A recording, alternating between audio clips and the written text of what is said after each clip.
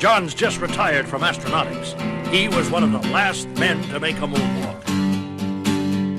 John, are you all right, son? You're white as a sheet and you're trembling. Nothing I can do. It's happening again. I'm changing. And in several seconds, we see before us a man-wolf. It runs through the darkness as it hunts its quarry. And that quarry is man. The mark of the man-wolf. A man-wolf. Hello, and welcome to the Werewolf by Night podcast. This season, we're talking about Marvel's number 2 lycanthrope, John Jameson, a.k.a. Old Lobo, a.k.a. the Furry Freak Brother, a.k.a. the Night Beast. I'm your co-host, Matt Howell. And I'm Jacob Balcom. Thanks for joining us this week, listeners. We have some big news here at the top of the show. We have a winner of the Season 2 cocktail contest, and that is going to Ben M. for creating the Romita alteration. Congratulations, Ben. You're getting a Man-Wolf t-shirt. I'm wearing one. I ordered one with yours, so I'm wearing it right now. And Jacob got one too. And I'm drinking the drink right now, and it is excellent. I ran out of rye, but very briefly, the way you make it is in a short cocktail glass, you put 1.5 ounces of rye, 3/4 ounce of sweet vermouth, 3/4 ounce of Cynar, which is a Italian bitters kind of liqueur. You build that in that short glass. You get a big old ice cube like you put in an old fashioned, just a sprinkle of sea salt on top, and then a little bit of orange peel. Zest that, kind of express it over the top, drop it in gently, and then a Luxardo cherry on top to be the moonstone if you want the literal cherry on top. And that is the Romita alteration. So Ben, you'll be getting that t-shirt very soon. And lastly, I wanted to thank Jared C. out there for sending us a set of the Supernaturals for our upcoming bonus episode with Brad, where we go through that little non-canonical Supernaturals Marvel monster story. So that's that. Now that we've got business out of the way, let's introduce our guest. Jacob, take it away. Yeah, so I'm very excited. We have as our guest one of the hosts of one of my favorite comic podcasts ever, Marvel by the Month. It's Brian Stratton. Hey guys, thank you so much for having me on. I have been jealous of this show for a very long time. We are finally about to get into the monster comics, and I was so happy to get the jump start by guesting on yours. Thank you for being here. Yeah, we're so glad to have you. I'm very excited. So really I think the first comic podcast that I really started listening to was the Hines brothers. When it was, screw it, we're just going to talk about Spider-Man. I started listening to them right almost from their from their third or fourth episode. And then after that, I got into your podcast.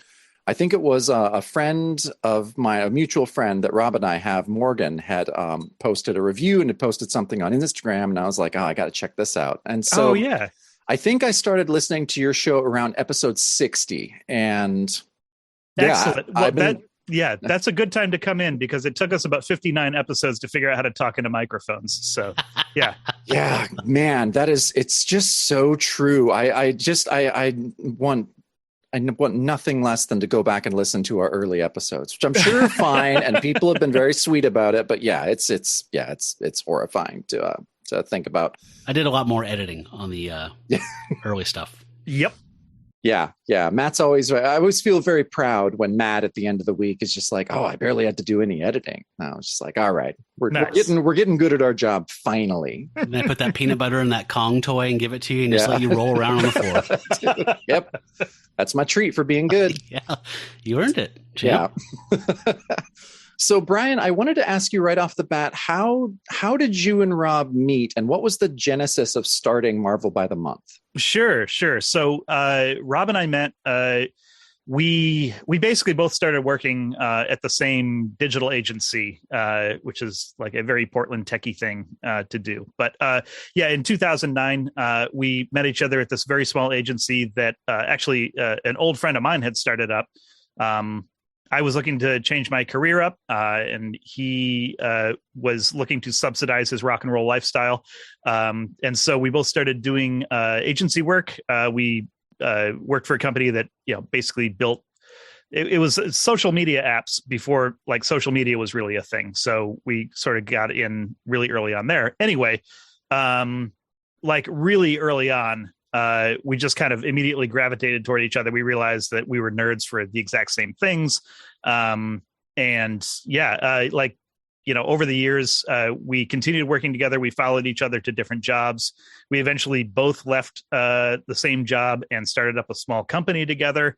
And then when I basically managed to run that into the ground, we had to find another excuse to hang out because, you know, when you become a middle-aged man, especially if you have a family, you have to invent projects to be able to see your friends. That's right. So that's what we did.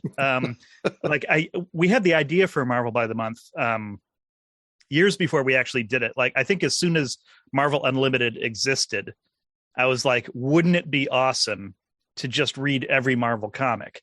And then I was like, oh my God, wouldn't it be awesome if we did a podcast about reading every single Marvel comic? And I was wrong, but you know, it was that's where the idea came from. It was literally nothing more than that, like just trying to find an excuse to hang out with my bud. Oh, that's great. Yeah. And so for people who listen to the show who aren't familiar with yours, you started with FF1, yep. Correct? Mm-hmm.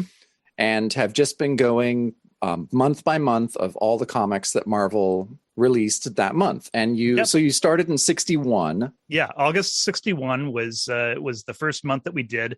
And then it was, you know, they're weekly episodes, but we had to go bi-monthly for a little bit because Marvel wasn't putting out superhero books every month. Like Fantastic Four was bi-monthly for a while. Then Hulk came in. You know, there was an odd issue of like, you know, Hank Pym showing up in Tales to Astonish, you know, even before he was Ant-Man. Gradually it started picking up steam and we're like, oh, this is great. You know, and then, you know, 1 or 2 books an episode turned into 3 or 4, turned into 6 or 7, turned into 10 to 12. I'm like, oh no, what have we done? Yeah, I've noticed that it is getting more and more because right now you're in 1970. Yep. Right. We just wrapped up our 6th season, which was June 1970. That was the last month that Kirby was at Marvel Comics during his Silver Age run. So he just left. So Marvel's putting out between 10 and 12 superhero books a month, and then another 10 or 12 non-superhero books, which we don't cover for the podcast. Occasionally we'll touch on them for like special episodes or whatever, but I have missed all those issues of Millie the Model, you know. I was a little sad that you didn't cover those, but yeah, someone was trying to some sadist was trying to convince us that we needed to cover it because, you know, at some point Patsy Walker becomes part of the mainstream Marvel universe. I'm like, we are not doing that. Yeah, no, that would be a lot. But I loved how you character building happening though. But how you capped off the season, I really loved. So the last episode, you know, what was Kirby's last issue. Yeah. And then, you know, I thought you guys were taking a break for a month, which you have been. But then you released an episode with Mark Evanier on talking about Kirby, and it was one of the best podcast episodes I have ever listened to. It was so amazing to listen to him, and I know it was just him talking basically the entire time. Mm-hmm. Like it seemed like one of the easiest podcast episodes to host because he'll just go off about Kirby, and hearing him talk about Kirby and the love that he has for Jack was just it was so moving. Like I really felt myself move to tears a few points in the episode. Like it was so good. Yeah, thank you so much. And you're absolutely right. Like, I mean, we can take about 2% of the credit for that episode. Yeah. I mean, really, Evanier is one of those guys. He's got a million stories. He tells every single one of them brilliantly. You just wind him up and let him go. And, you know, he came on specifically because we're like, look, this is the month that Jack left Marvel. Do you just want to come on and talk about Jack Kirby? And he was like, yes, absolutely. Like he told us like he thinks about and talks about Jack Kirby every single day. And you know, I said initially I said it like kind of tongue in cheek, but now like I think I'm actually serious about it. Like I think if there is such a thing as a prophet, I think Jack Kirby was a prophet. Like I think he was just tapped into, I don't know, the source wall or whatever. And, you know, he was just bringing back this vision and, you know, just kind of almost automatic writing with the way that he drew. And he just, he improved the lives of everyone who he encountered in his life, and some of them took terrible advantage of that. But Yep. it was just amazing to have Evanier, who I'm also like a huge fan of, just him personally, but just like being able to wind him up and let him go was just incredible. Yeah, I mean, like you say, he talked about Jack for, probably 95% of the episode, but I was so glad that you asked him the question of just like, okay, explain to me exactly what your role was on Gru the Wanderer, which I have wondered my entire life. And I would not have guessed what he said, that he was basically not a translator for Sergio, but kind of like, it seemed like Sergio wrote most of the stories in the dialogue, and Mark just kind of, honed it and facilitated that, since English wasn't Sergio's first language. Would you say that's correct? Yeah. And Evanier told us, he's like, English isn't Sergio's first language. It's also not his second language. I mean, he's just a brilliant man. But actually, after we recorded that episode, I thought more and more about it, and I think what he does on Gru is basically what Stan Lee did on like Fantastic Four. But I think because of Mark's experience with Jack Kirby and some of his hard feelings towards Stan, I think he doesn't want to take like a writer credit, because I think I think to a degree he feels like Stan kind of, overemphasized his contributions to what he did with Kirby, especially in the later years. And so I think that might be one of the reasons why he's a little bit coy about what he does there. Yeah, it was just so cool to hear him talk. I mean, I would love to hear him talk for an hour about Sergio. That would have been, I was such a huge fan of Gru growing up. Mm-hmm. And so I just wanted to thank you for that episode. That was an unexpected treat that I did not expect, but I loved so much. Well, thank you very much. Yeah, I mean, it was a treat for us too. Yeah, I mean, and you get so many great guests. Like, talk about being jealous. We are so jealous of your guest list. It just keeps getting better. Yeah. And well, first off, I mean, I think Joe Keating has the record for appearances, right? He does, yes. Yep. Yeah. And I'm a huge fan of Joe. Would Matt Fraction be your second most? I think our Fraction's way up there for sure. I think our second most is actually our friend Noah Campbell. Yes. He's a guy who we have worked with at several jobs. We keep hiring him into companies that just turn out to be terrible, and then we leave, and then he sticks around, and it's a cruel joke that we play on him repeatedly.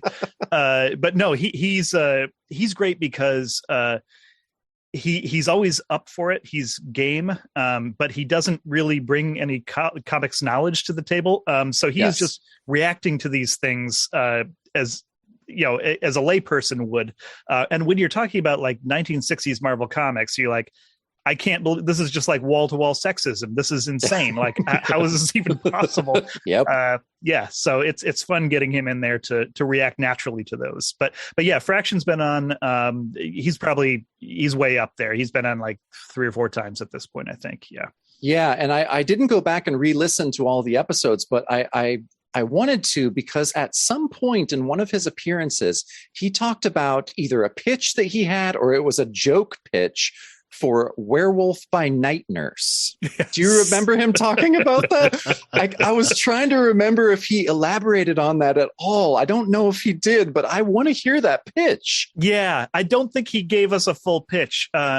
But he, another one of his pitches was Tony Stark goes back in time and gets trapped, during the pre-industrial revolution, and it's just basically Tony Stark, gentleman farmer. Yeah, that's right. Yeah. Yeah, but no, I'm curious. You'll have to put a bug in Matt's ear to let us know exactly what his pitch for Werewolf by Night Nurse was. Oh, absolutely. Because I would love to hear about that. Yeah, sounds like some October that Marvel would do like a bunch of variant covers like that, like Ode to Bronze Age. Yep. I mean, it sounds like a variant cover to me. Yeah, and I would buy sure. it. Yeah, I would too. Yeah, like you were saying about Noah, that it's nice that you have a mix of guests. You have some people that come on that don't have an encyclopedic knowledge, but are able to give you their gut reactions to these things. But then you have someone like Joe Keating come on, and I like to consider myself an amateur historian, but when I hear Joe come on and talk, I'm just like, oh, I'm not, I don't know anything. Oh yeah, like yeah. He shames me every episode. I love his episodes, but at the end, I just have a Charlie Brown expression. I'm just like, oh God, I got to go read more books. Fuck. Yeah. Like, if he wasn't also like the nicest guy in the world, it would be absolutely intolerable. But yes, yeah, for sure. But no, he's so smart about this stuff. He's so passionate about it, and he was honestly, he's the guy who legitimized us. He was our first like actual comic book guest. And we had met him at Rose City Comic-Con the last time we went, which must have been 2019. And I think we had a grand total of 4 episodes out at that point. And it's like, we didn't even mention to him what the show was. We mentioned within earshot, and he like his head just whipped around. He's like, tell me more. And so he was like pitching us episode ideas while we were, just there on the con floor. So yeah, he's just an absolute gem of a human being. And he's done so many favors for us, just by lending his authenticity to the nonsense that we put out every week. No, he's great. He's also one of my favorite guests. And talking about a guest that was on a bunch and then got promoted. Tell me how Jamie got promoted to your unofficial third co-host. Yeah. No, it was just like we were talking about earlier. The workload ain't getting smaller. And, it just really got to a point where, we're not making any actual money off of this. So it is like, it's an unpaid part-time job that with the most unrelenting schedule. And, it just got to a point where, I said to Rob, is like, I think we need another pair of hands here. And also like some of my favorite podcasts are a 3-person team. Like my favorite podcast of all time is the Flophouse. It's 3 dudes, just talking about a thing that they, it's a bad movie podcast, technically, but what it is you're listening to 3 dudes hang out and have fun with each other. And so, we started thinking about, it's like, okay, well, who could we bring in for a third host? First of all, who would be gullible enough to give up this much of their life to something like this? Turns out the answer was Jamie Wenger. And he's great. I mean, he's so like, he brings up things to say on the show that neither Rob nor I would. But he's also like, I think one thing that I just want to make really clear is that, like, although Rob and we're comics fans, like, we don't know as much about this stuff as we thought we did going into this show. And so a lot of this, particularly with the era that we're in right now, we are reading most of this for the first time, and we're really coming in blind. And so, Jamie also kind of brings that perspective. So he's on the same page with us, which the flow is really good that way. And he's quick and he's funny, and, it's, it just worked out really, really nicely. Oh, I loved it. Yeah. I mean, he really does brings a different energy to the show, and it does it. Yeah. His episodes, I'm glad that he's on most of the episodes now. Yeah. Most of them. We joke and, call him our second and a half host, because this is like I guess we're like hazing him or something. I don't know. It's a mean thing. As is your right. Yeah. But no, like that Newstead guy at Metallica. Right. Yeah. They're still hazing him. Yeah. How'd that turn out for Metallica? Therapy. Yeah. But no, I mean, like, Jamie is absolutely a full partner in the whole thing. And he's it would be very, very, very difficult to do the show without all 3 of us at this point. So I wanted to ask you, because as the show went on, I started listening maybe around episode 50 or 60, and your guests just kept getting bigger and bigger, and Tom Brevoort, Mark Wade, it's just like they kept getting bigger. So who was the hardest to get? Who did you really have to chase down? Who was the most difficult to get on the show? I think that's actually a really good question. Most of the guests that we've gotten, and I mean, this is not meant to sound braggy at all, but it really was like we threw an email out to someone or we reached out to them with a DM and they just said yes right away. Like, I mean, that was like Mark Wade was one of those. Like he had a public facing email on his website. And so I said, this is what we do. Are you interested? And he wrote back like within 20 minutes and said, yeah, that sounds great. Let me know when I can, when you want to do it. I would say probably the longest time between reaching out and finally getting them on the show, probably Evanier. And I think part of that was just like we were trying to find a good fit. Yeah. And also he was like really transparent. He said, if you want to bring someone on who will talk about what's happening in the stories, I'm not the guy. I'm much more knowledgeable and interested in, what was going on behind the scenes. And so, I think it really just kind of took us getting to the point where it's like, look, Kirby's leaving and you had just started being his assistant at this point. Can you give us the behind the scenes? And he was like, yeah, absolutely. So, but yeah, that was, boy, when he finally, when he said, yes, this is great. And then, oh my God, here's some behind the curtain. So we started recording that episode and Rob and I dial into the Zoom call and we're chatting for, 5 minutes, 10 minutes, 15 minutes. And Evanier hasn't joined the call. I'm like, God damn it. Yeah. Turns out that like where he lives in Southern California had just gotten terrible high winds that night and had knocked his power out. And so, I sent him an email, that night. I was like, sorry, we missed you. Let's see if we can reschedule. And he's like, my power went out. It's back on now. Do you still want to do it? I'm like, yes, we do. So yeah. What a cool guy. Yeah, that was, I can't recommend that episode enough. So, I guess. Just to interject for a moment. When you get to Jerry Conway, can you just tell him sorry about getting stuck in his doggy door and I won't bug him anymore? Yeah, Jerry Conway loves to ghost us, and I love that we were, it's funny because we started this, when we started our podcast, it was Matt being like, hey, I like this really obscure figure that no one gives a shit about. It's Jack Russell's Werewolf by Night. Do you want to just like start a podcast and talk about his issues? And I'm like, oh, sure, great.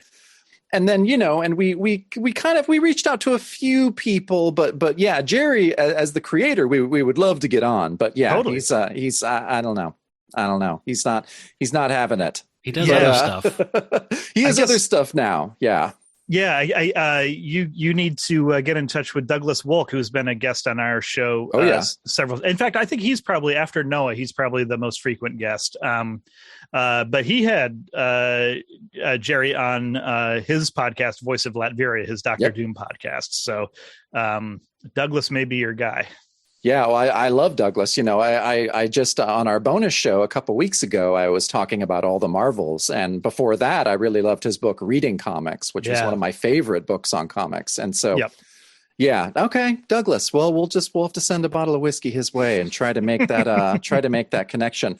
So, okay, yeah, before we get on with the show, jump into the Creatures on the Loose issue we're going to talk about. I wanted to ask you, I know you guys joke about it, but do you have in your heads a hard out of when you're going to end the show? And before you answer, may I suggest December 31st, 1989? Oh, yeah. No, we have joked, half joked that, Rob and I have a murder-suicide pact that's going to keep us from getting into 90s Marvel. Smart. Yep. Actually, so Jamie he's a couple years younger than us. So 90s Marvel is actually his sweet spot. So I think at that point we may just hand the keys over to him. It's like, go with God, my son. Yeah, I think we're all around the same age. And I've talked many times on the show that Inferno was my last X-Men arc. And after that, I'm just like, nope, I'm out. And as when all the new art teams of, Liefeld and Lee and all that came in, I was just like, nope, I'm out. So yeah. And so okay. I'm just going to say, because Clone Saga brought me back in. I left around 90. No kidding. Hooey on this. Yeah. And then Clone Saga's like, what's been going on for like a year? I got to check this out. Wow. Sounds like a train wreck. There you go. Mr. Alone in the Wilderness on that one. Yeah.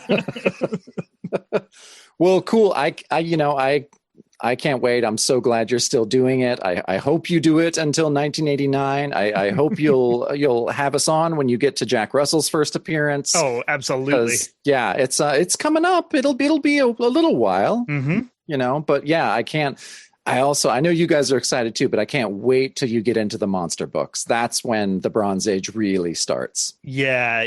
I mean, we are really in this fallow period right now between like we don't have Kirby and we don't have monsters, and like, what the hell are we going to do with ourselves? But we have a couple ideas for the coming season that I think is going to keep things fun and interesting for us because again, we're not making any money off of this, so it's nice to have listeners, but really what we need to do is just find some sort of internal motivation to keep putting these things out until we can get to the good stuff. Giant size X-Men is not that far off. So no, that'll come up pretty soon. Yeah, and I'm anxiously awaiting what the new theme song for the 70s is going to be that Rob's going to write. Yeah, we have previewed it, and I'm pretty happy with it. So awesome. Yeah, the Bronze Age for me is kind of like this beautiful, awkward, puberty kind of stage where it's like they're growing out of the Silver Age. They're trying to do more sophisticated stuff, and they were trying and failing here and there. You got sidekicks shooting smack and whatever, but like, the afros, kung fu, and monsters all come in. It's like how could that go wrong in an entertainment way, at least? Yeah. No, this season that we have coming up, which is going to take us, roughly 1970 to 72, we've got first appearance of Werewolf by Night. We've got first appearance of Man-Thing. We've got first appearance of Tomb of Dracula. We've got first appearance of Ghost Rider. Luke Cage shows up. The Kree-Skrull War happens. There's the 3 issues of Spider-Man where they take the comics code off of it because it has drugs. Harry. I mean, like there's Harry. Yeah. There's a ton of good stuff coming up and an awful lot of bad stuff. So it should be a lot of fun. Yeah. But that's the thing. There's something about, because I love listening to you guys go through the bad stuff, and it's really funny. You do a really great job of bringing out the humor and a lot of the embarrassing stuff that is the 60s. But it's a different feel than the embarrassing stuff in the 70s is just so out there bonkers that it's so much fun. And I can't wait for you guys to get there. Yeah, it's going to be great. Awesome. Well, yeah, I'm really glad you're going to join us and talk about this issue. So yeah, speaking of Bronze Age bonkers awesomeness, we have Creatures on the Loose 34 that we're going to talk about with George Perez and David Kraft. And I can't wait. We should really jump into this because it's so much fun. I did want to mention though briefly, if you've been under a rock, we started a Patreon, and thank you, Brian, for helping us out there. But that's at patreon.com/Werewolf by Night podcast. And we do a bonus show every week. We're doing a video version of the bonus show for the higher tiers. And it's like, it's winning awards right now. I mean, the reviews are in. Jacob B said the 7th episode was the best episode yet. So it's tremendous. You guys put a ton of content on your bonus feed. Like, it is so worth the price of admission. I think anyone who's listening to this, if you like this show, like, get more of it. Sign yourself up. It's great. Awesome. Thank you. Pull quote. Yep. Another pull quote. Thank you, Putting Brian. that on the back of the book. Okay. Well, I think we could wrap, but I'm going to go through the rest of this issue. That was what you're here for. Yeah. Okay, so this cover, I've never read this one. I had never seen this cover before. So this is great because it's got a cover date of 75 March, and it's George Perez, and the inks are by Romita and Mortellaro. And I love the perspective on this thing. First of all, this immediately, I'm sure, Jacob, you're the same because we're Buster Keaton freaks. I thought of the General immediately. That's right. Because of the actual bridge that was destroyed in Cottage Grove over the Row River. I'm not sure how to say it, but funny story real quick. My grandpa was 5 when Buster was filming the General down in Cottage Grove, and he and his buddies were following Buster around and like watching him do stunts, and Buster was just getting so pissed off because he's trying to focus, how to get caught on a cow catcher. And so he's just throwing rocks at my grandpa and threw rocks and like hit the kid with rocks so they went away. And he could focus on making the general. I just always like to tell that story whenever I Matt, have. we've been friends for 20 years and you've never told me that story. That's amazing. Wow. Okay. Well, sorry. Anyway, back to this one though. So this is this perspective from down in this chasm, this canyon, and looking up at this train trestle, an old wooden train trestle, and it's the train crossing it is on fire. The trestle is exploding. The man-wolf is flying towards the viewer, and his arms outreached. He's, shrieking in fury as he's falling to his apparent death. And then if he needed to raise the stakes a little bit more, there's stalagmites pointing up at out of the bottom of the canyon, which I like that because, fire and great heights aren't scary enough. Right, right. And and there's a little portal up by the character portal that says a moon beast on the prowl again. And in the bottom, there's a box that says Nightflight to Fear. And I love this cover. I love the layout. I love the dynamism of it. I love that it's flying towards us in kind of a 3D manner like that. What did you think, Brian? Oh, it's incredible. And we were talking before the show we started recording, but do you say this is Perez's second full length color comic? Wow. Yeah, and I'm pretty sure this is his first cover. I mean, talk about a guy who just hit the ground running. Oh my God. Yeah.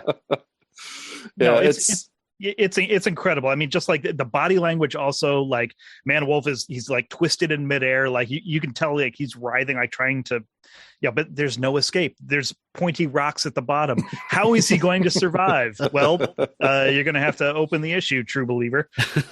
Yeah, well, that's the thing, with Creatures on the Loose, even when the stories have been kind of slight, the covers have all been really eye-catching. Like I can imagine. So this is the first full-length issue of Man-Wolf. Before in Creatures on the Loose, there'd be like, a 12-page story, and then there'd be some Kirby or Ditko Atlas era reprints in the back. But we think that they've started selling so well that they have expanded it to a full-length issue this time. And I think a lot of that is on the strength of the covers. Yeah, I mean, it must be. And also, this cover does not do the thing that Tom Brevoort will complain about constantly from his time reading comics as a young boy in the 70s. He hated Marvel Comics, which is funny because he's now like the executive editor and senior vice president of publishing for them.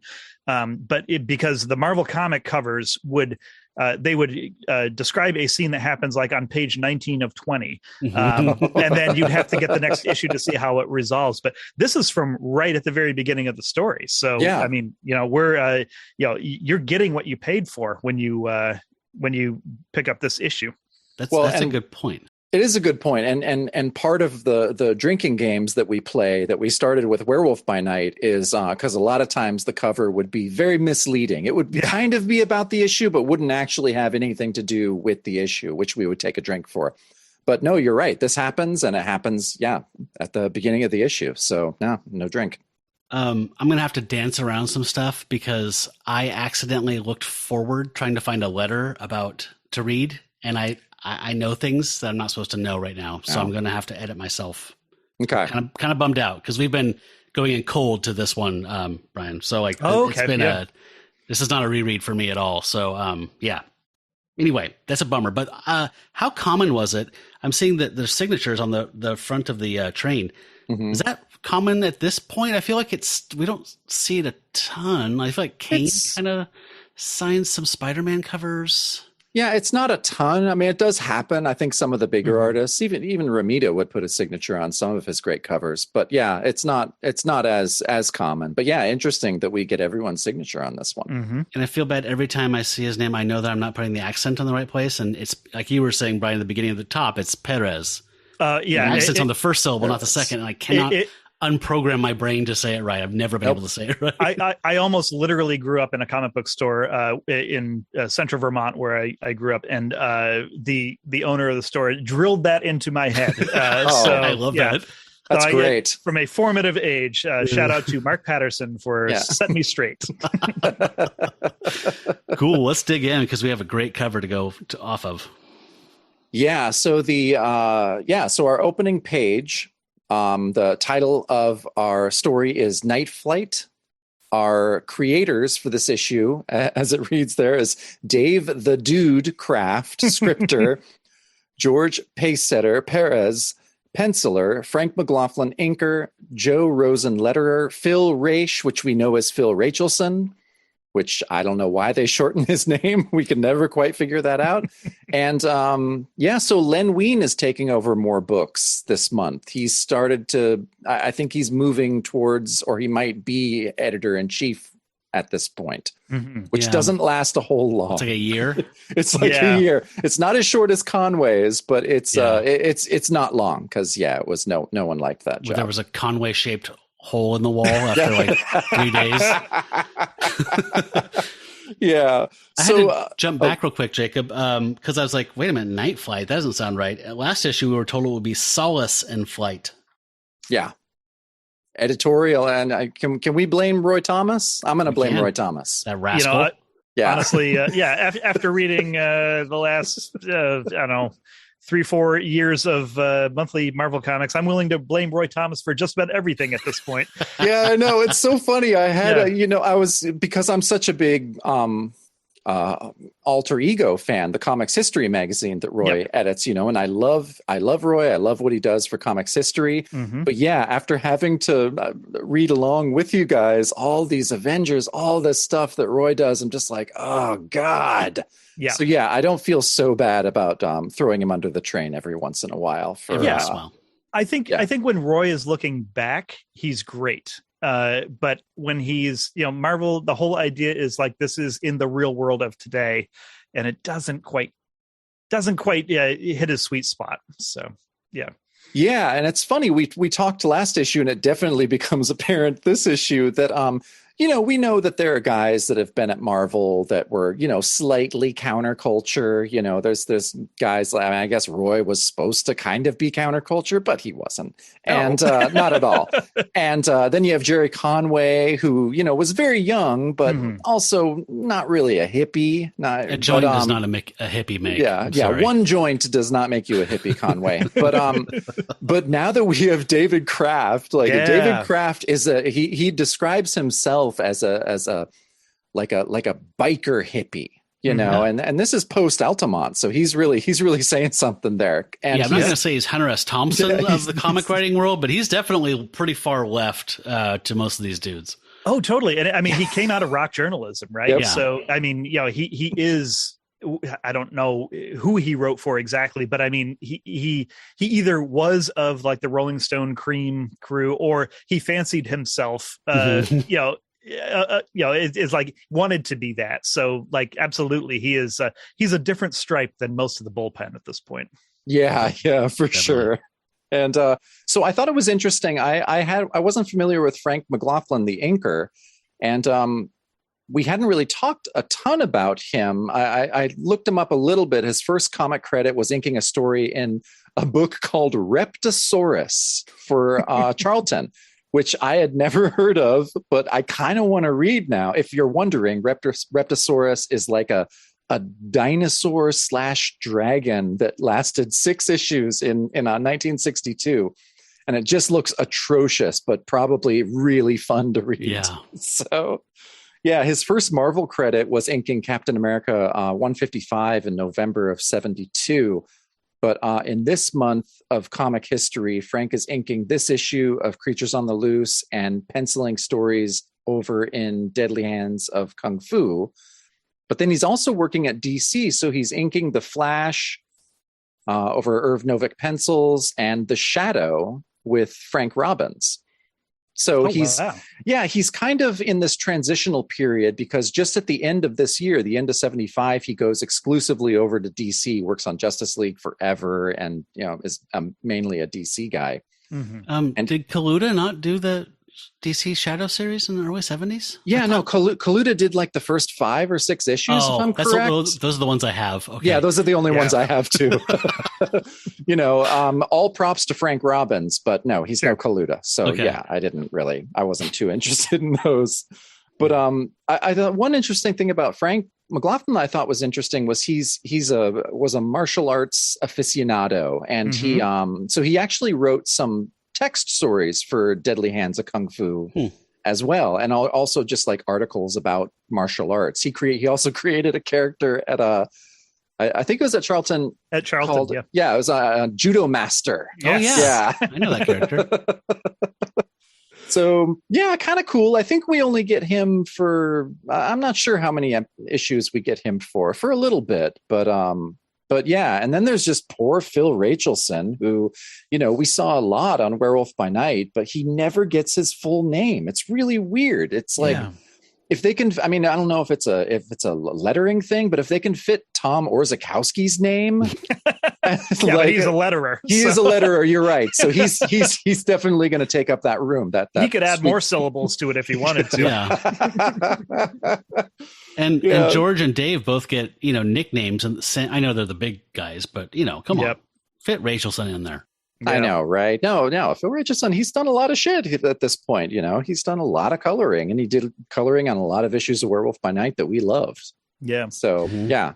And I mean, not to bring the room down here, but I do think it's like, it's maybe worth noting that so we lost Frank McLaughlin in 2020. David Anthony Kraft passed last year, and we know that George Perez is not long for this world, sadly. And it's I think there was an added poignancy to reading this, where it's like, one of the things why we started the podcast, also the Marvel by the Month podcast, is because there is a sense of preserving the history of this stuff, which is why I love what you guys do also. We're starting to lose, we've lost most of our 60s guys. We're starting to lose our 70s guys now. And I think keeping this stuff in living memory is really important, especially when this is such a fun, bonkers issue, I'm really happy to have the opportunity to celebrate these guys and this crazy stuff that they were doing. Yeah. You're here, man. Well said. It makes our hearts, I think I can speak for both of us, our hearts swell when we hear from somebody who's like a newer comics person. And they're like, I read Rucka and I read, whatever. And I would never have picked this, epic collection up in a million years, but I want to listen to you guys talk about it. And now I'm totally into it. And I'm getting Frankenstein, and now I'm getting, all this stuff. Like it does. It's like, it keeps it alive, right? It's like you died 2 deaths when your body dies. And then the last time someone says your name, that kind of aphorism. So, yeah.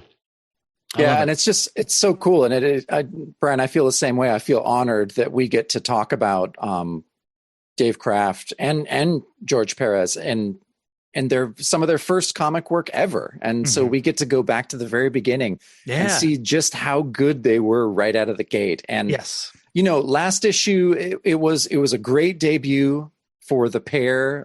There was some spotty stuff. They're kind of still figuring out what they need to do. But I thought this issue was a huge improvement in storytelling and art and just everything. So, yeah, especially this opening page is so badass. It's like, okay, so as I said before, it's called Nightflight. We have 2 inset panels of the man-wolf tumbling down a hill.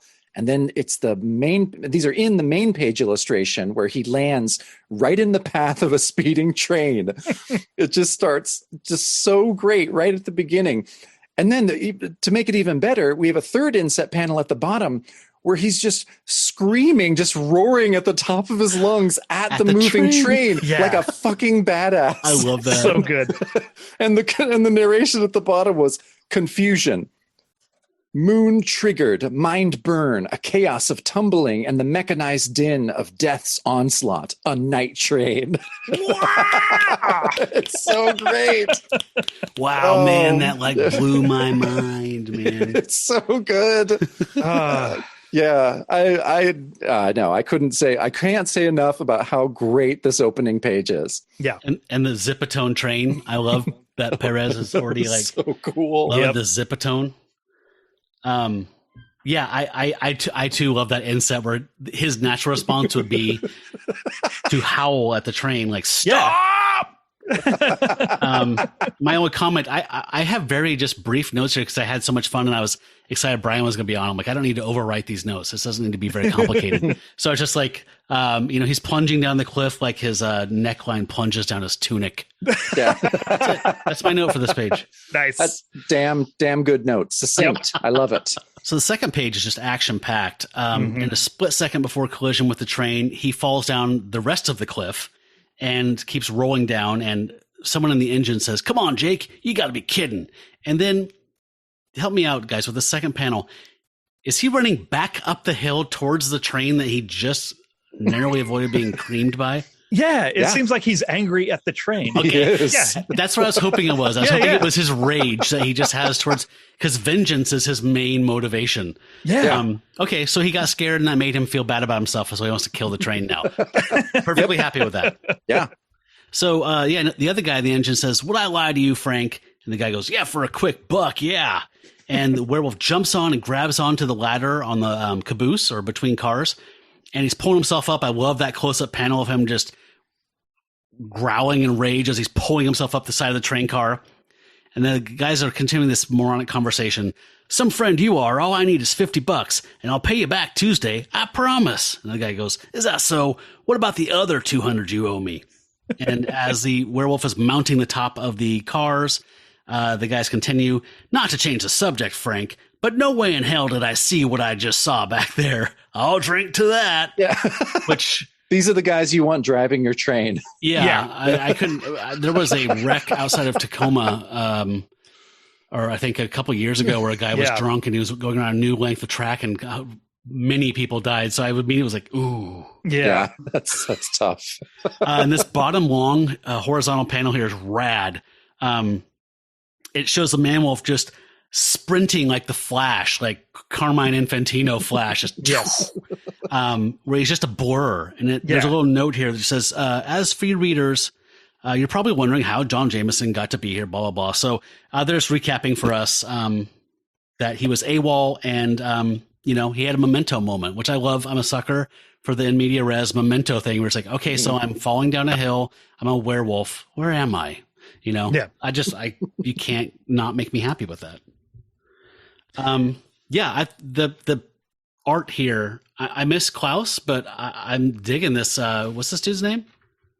Frank McLaughlin. Mm-hmm. The art so far, the pencils and the inks are just locking in a way I really like.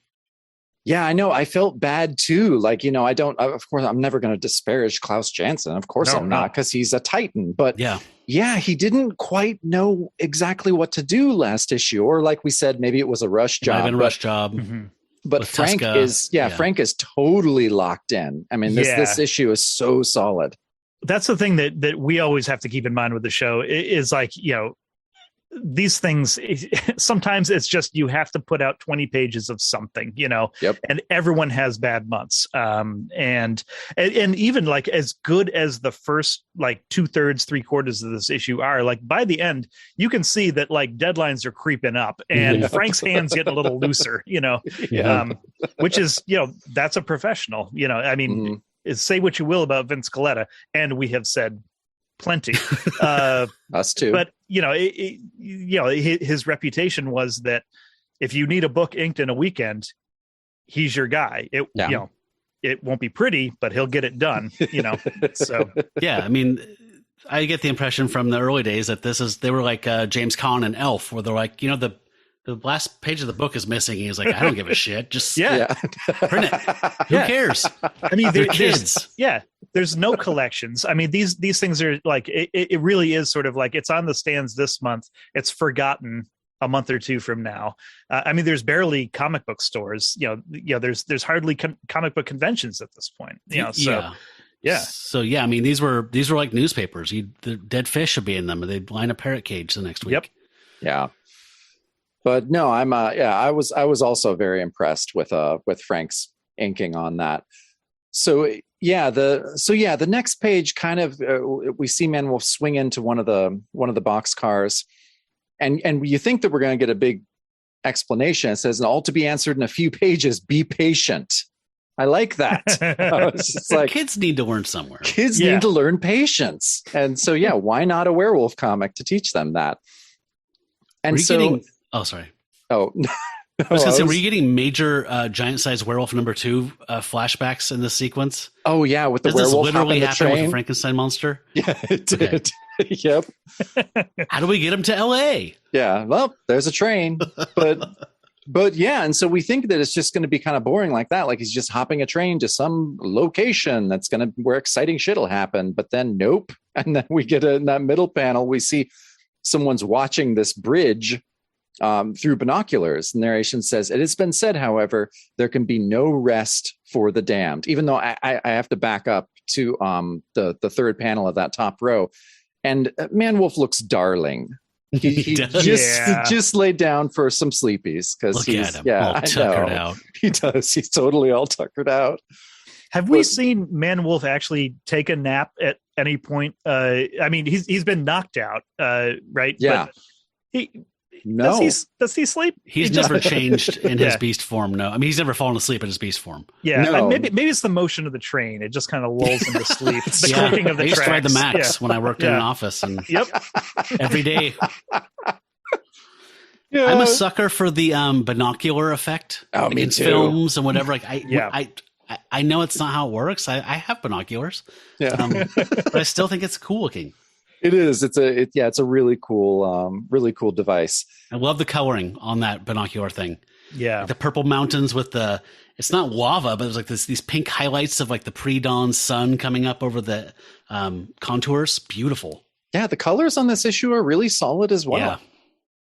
Yeah. And so on the bottom row panel, we kind of see who was looking through those binoculars. And it's just a pair of miscreants, one of which who has a detonator that looks like a giant Atari controller, which I thought was like...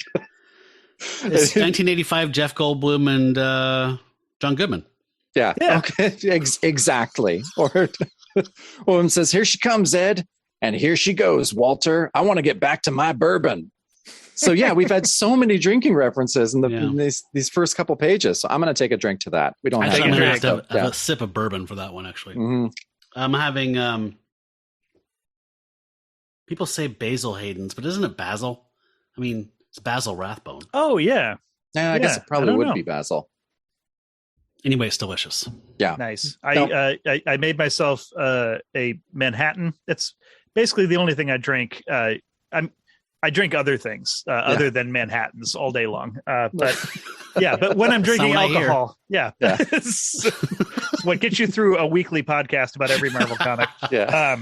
But got a little Elijah Craig in here with a very good red vermouth that I can't remember the name of, but it's sold at a small little mom and pop grocery on Southeast Foster Boulevard called Bread and Roses, which I totally recommend. So it's exactly what I have in here. No kidding. I have the small bottle of sweet vermouth from Bread and Roses. Because, will you send me a pic of that? Because we're in a vermouth rut, and I'm just I'm so bored with vermouth right now that I'm not drinking Manhattans anymore, and it was one of my favorite drinks. So. It's so funny. We were walking around, and my wife and I went in there, and she was like, "Oh, I'm going to get a small bottle of vermouth because we always get the big one, and I don't think it's good at the end." And so we got the.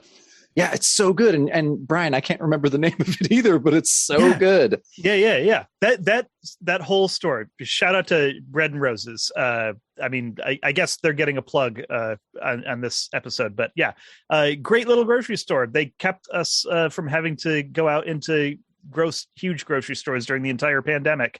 And it's just beautifully curated. So do you live around there? I do. Yeah. I'm in Foster Powell. Yep. That's my old neighborhood. I was, at 72nd and Woodstock, essentially the Mount Scott Park was my front yard for 14 years. Yeah, I'm 67th, like literally right between Foster and Powell. So I'm 79th and Schiller, so I'm very close to you. You are, yeah. But okay, yes, back to the issue. So these guys plunge down on their Atari controller, which we see, and I love just those two small panels in the middle that show the dynamite, show him plunging down on the detonator. And then I love, it's the guy Walter with the hat. I love that they blow the bridge. The bridge explodes, and Walter just has his fist in the air going, all right. He's so Loves his excited. work. He does. Just slightly evolved version of Yeah. Dacoom. Yeah. That's great. So on the next page, I get another action sequence here that's moving real fast. So we see the train of cars starting to just spill off of the exploded trestle. And it says Frank and Jake knew this special run had to be costly for someone. So we got Frank, Jake, Ed, and Walter.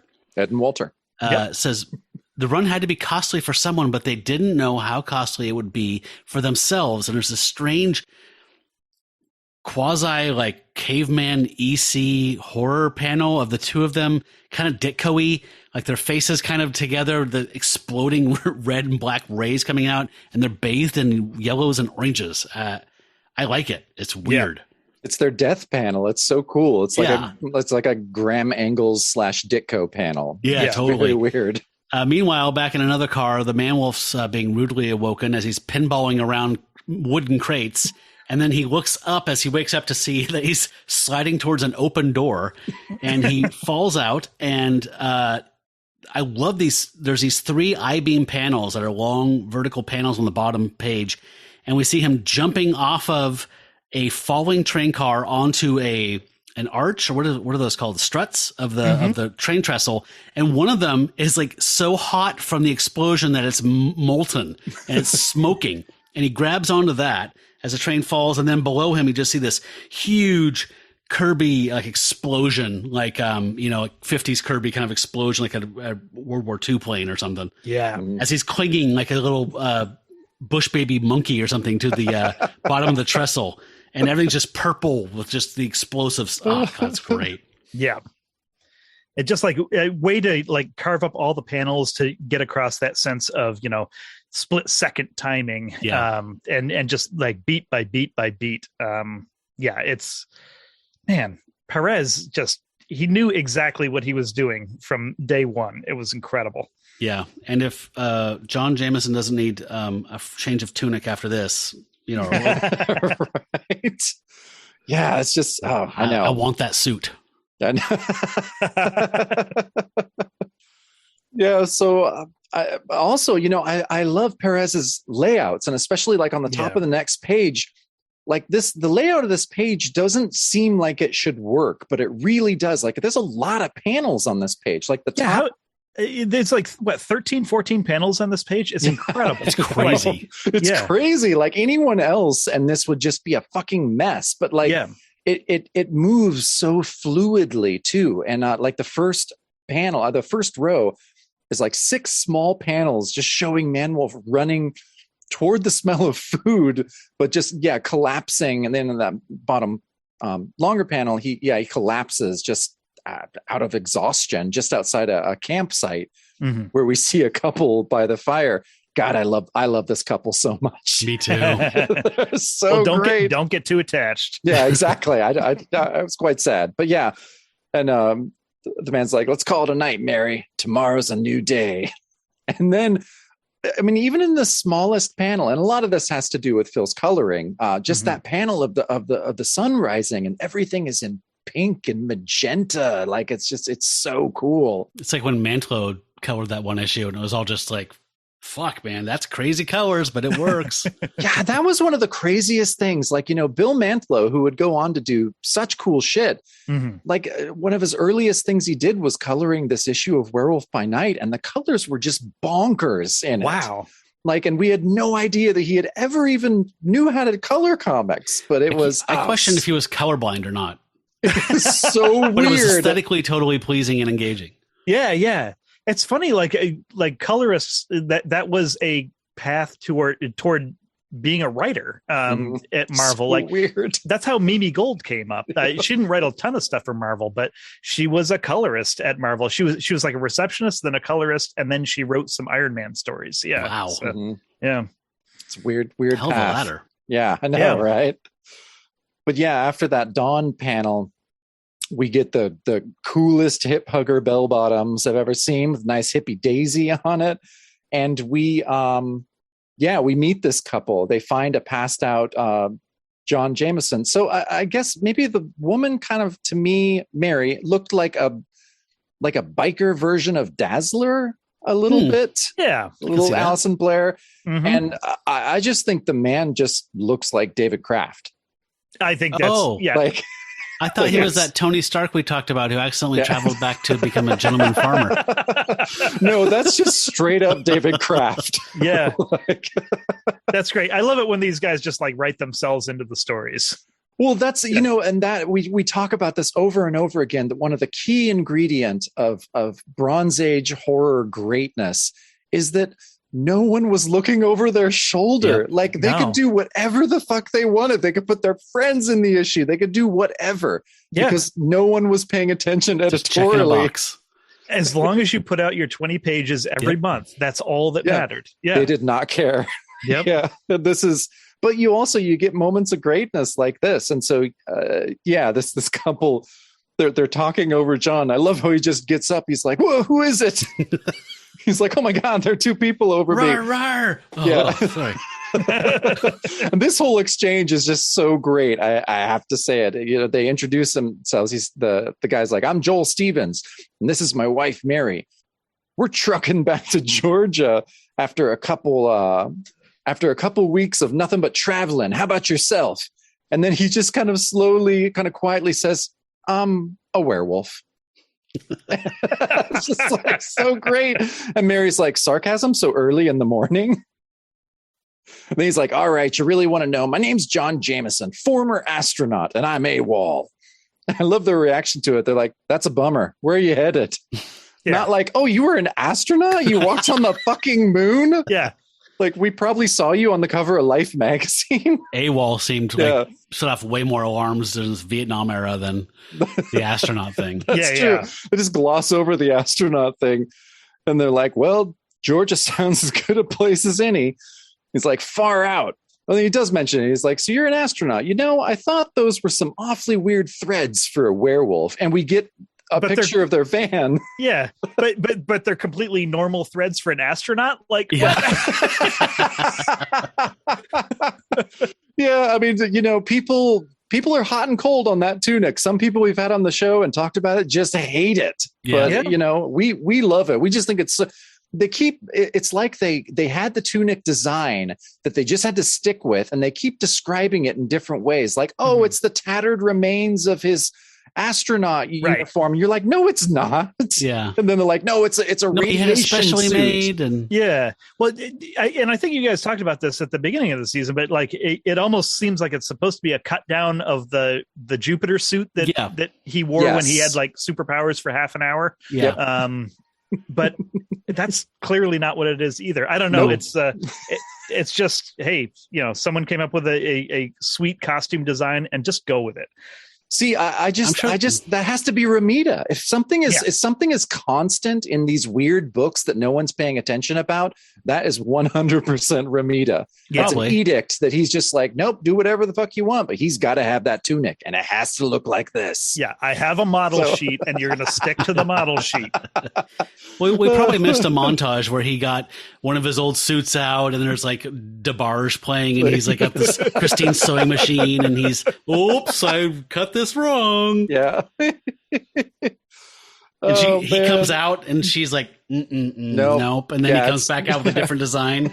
And then she gives the thumbs up, the third one. Yeah. That's right. it. The ball hugger. And I love that they kind of went out of the way to like, this is not a VW bug. This is the all new boxier VW Scarab or whatever. Such a weird design. Like I don't know what it looks like it should be on the tram in like the World of Tomorrow or something. It's so weird.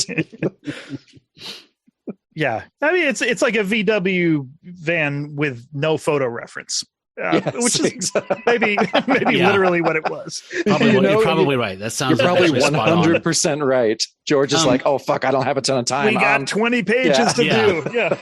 I read this transcript with interview with Kraft, and he was they started off the podcast saying like, so where are you from? And he got all kind of prickly about it. He's like, well, I'm not, where you're from isn't like where you ended up and blah, blah. But he basically kind of like just said like, I was born in Georgia. Okay. But like I grew up like in like Toronto or something. And then he came down it's a very convoluted path, but I think that's why he's here. So when you said you thought Joel was him, it kind of made sense because they're going to Georgia and he's going home. Yeah, I mean, I think he lived in Georgia most of his life. I think he died there. I think he lived in rural Georgia. I mean, I think that's basically what he always felt. Yeah, was his home. But Matt, I read the same transcript, and yeah, he was weird about it. Yeah, like I hadn't had that response since like I was like in my mid-20s. And you meet somebody who's like painting houses and like they're between like career jobs and they get really weird. So what do you do? Oh, like what I do defines me. Like, oh, yeah. This is a big party, and I'm just going to go over to this side of the porch now. Yep. Totally. Like it was that kind of a moment. Totally was that. So sorry we spoke, almost. So we get a little flashback here. I love this first panel where John's thinking, and he's all cast in pink, and his moonstone is glowing, and he's thinking back to how Craven fought him, and the whole thing with Christine and his father, J. Jonah Jameson. And he says, fortunately, Simon Stroud intervened near dawn, gassing Craven, and the man-wolf slipped away to revert to human form. And then we get to the part we didn't see at the end of last issue, which is for all the good it did. And Stroud's screaming, "You're under arrest, Jameson, for being AWOL." And then we see a little back and forth with Jonah and Stroud, and Jonah's like, "Mister, if this is some kind of joke." And he's like, "Yeah, sure. It's a big one." And then he points very angrily at Jonah. "Too bad it's on your son. When you're through laughing, meet us at the 30th precinct station." And someone needs to tell Simon, when you're pointing a finger at someone, you're pointing 3 back at yourself. That's true. That's true. And so they're going off, and Simon's ranting like, "Your hotshot publisher dad thinks he's so big and he can blah, blah, blah." And John just says, "Hey man, this tunic stinks. Can I just stop by my place and get some clothes to go to fucking prison, military prison?" And he says, "Sure, I don't suppose you want to lay a rap on me about your fancy zoot suit and how it's a perfect match for what the man-wolf was wearing. Ain't got nothing to say, huh?" One running joke for me throughout this whole issue is like, everyone's like, "God damn it, you were so close. You had the man-wolf and then you almost had Jameson. And almost had Jameson, they had the man-wolf." Like, God. It made me think of like those like plays for like little kids at Enchanted Forest where it's like, wherever could the big bad wolf be? He's over there. He's over there. Over here. No, he's over there now. Like, it's total Enchanted Forest. So he says, "Don't be so quiet, Jameson. If you're wondering how I found this place without bothering you for an address, it's because I was here before and it ain't changed much." So he's already checked this place out, and he says, "This better not take long." And John says, "It won't." So he's letting John, his prisoner, go up to his apartment to grab some clothes and a toothbrush and some floss. And that seemed a little he's just weird gonna wait to down me. on the street. Yeah, I mean, he's very trusting, like bordering on naive. Like, how do you think this is going to go, dude? Yeah. Although he does say that, he thought Jameson was too square to, actually, take advantage of his good nature. But yeah, but this was a little, it was a little out of character for Simon Stroud, I thought. Yeah. This was the least yelling he's been since we've seen him. Seems like debut. they'd be cuffed. Like he'd cuff himself to John. Yeah, absolutely. Or at least going with him, like I think so. Yeah. But then if he did, we wouldn't get this next page, which is so great. This is John's, this is where the feels happen in this issue, because John goes in there. And I actually really liked those the 3 wordless panels of John picking up the picture of Christine, which is weirdly a signed headshot of her to her fiance. You don't do that for the people you love? Yeah, you don't do that? You're right. I know. I guess I've never found true love. I've never had book someone never got published. I just use all those shots for... Yeah. Every year at Christmas, that's what everyone gets from me. But yeah, those panels are really beautiful. But then, he takes off. He goes AWOL again. He says he's thinking Stroud trusted me. That's the worst part. I've never done anything like this before. But yeah, and then there's a there's a lot of words on this page. We're getting into Menchian territory again. Yes. It was just like, wow. Yeah, he's really kind of going over how he feels really bad. And this isn't the first time I've made a serious decision. And then he's like, or is it? Really? Haven't I always gone along with what I knew Dad would want? See, it kind of gets interesting at the bottom, just how, kind of talking about how, when he would appear in early Spider-Man issues, like you said, with the flat top and the daddy's boy just wants to be the Air Force hero. And so I kind of thought that was cool. It's unpacking that a little bit. He's a I mean, literally from Spider-Man #1. I mean, exactly. this is who he has been his entire Marvel career so far. Yeah. Yeah. It's funny when you remember that he's literally one of the first characters he's one of like the first 20 characters in Marvel Comics history. Yeah. Yep. It's pretty crazy. But yeah, Matt, I knew you would be excited because we get. I love adjectives. I know you love adjectives, and I know you love lambent. We get and the rays of the lambent moon wreak their nightly change in John Jameson. And so go on. Yeah. Question. It seems to me this one was asterisk. Like we usually have a drink of bourbon when a werewolf is like, oh, it's a full moon and I'm just doing my thing without thinking about other people. But it's not a full moon.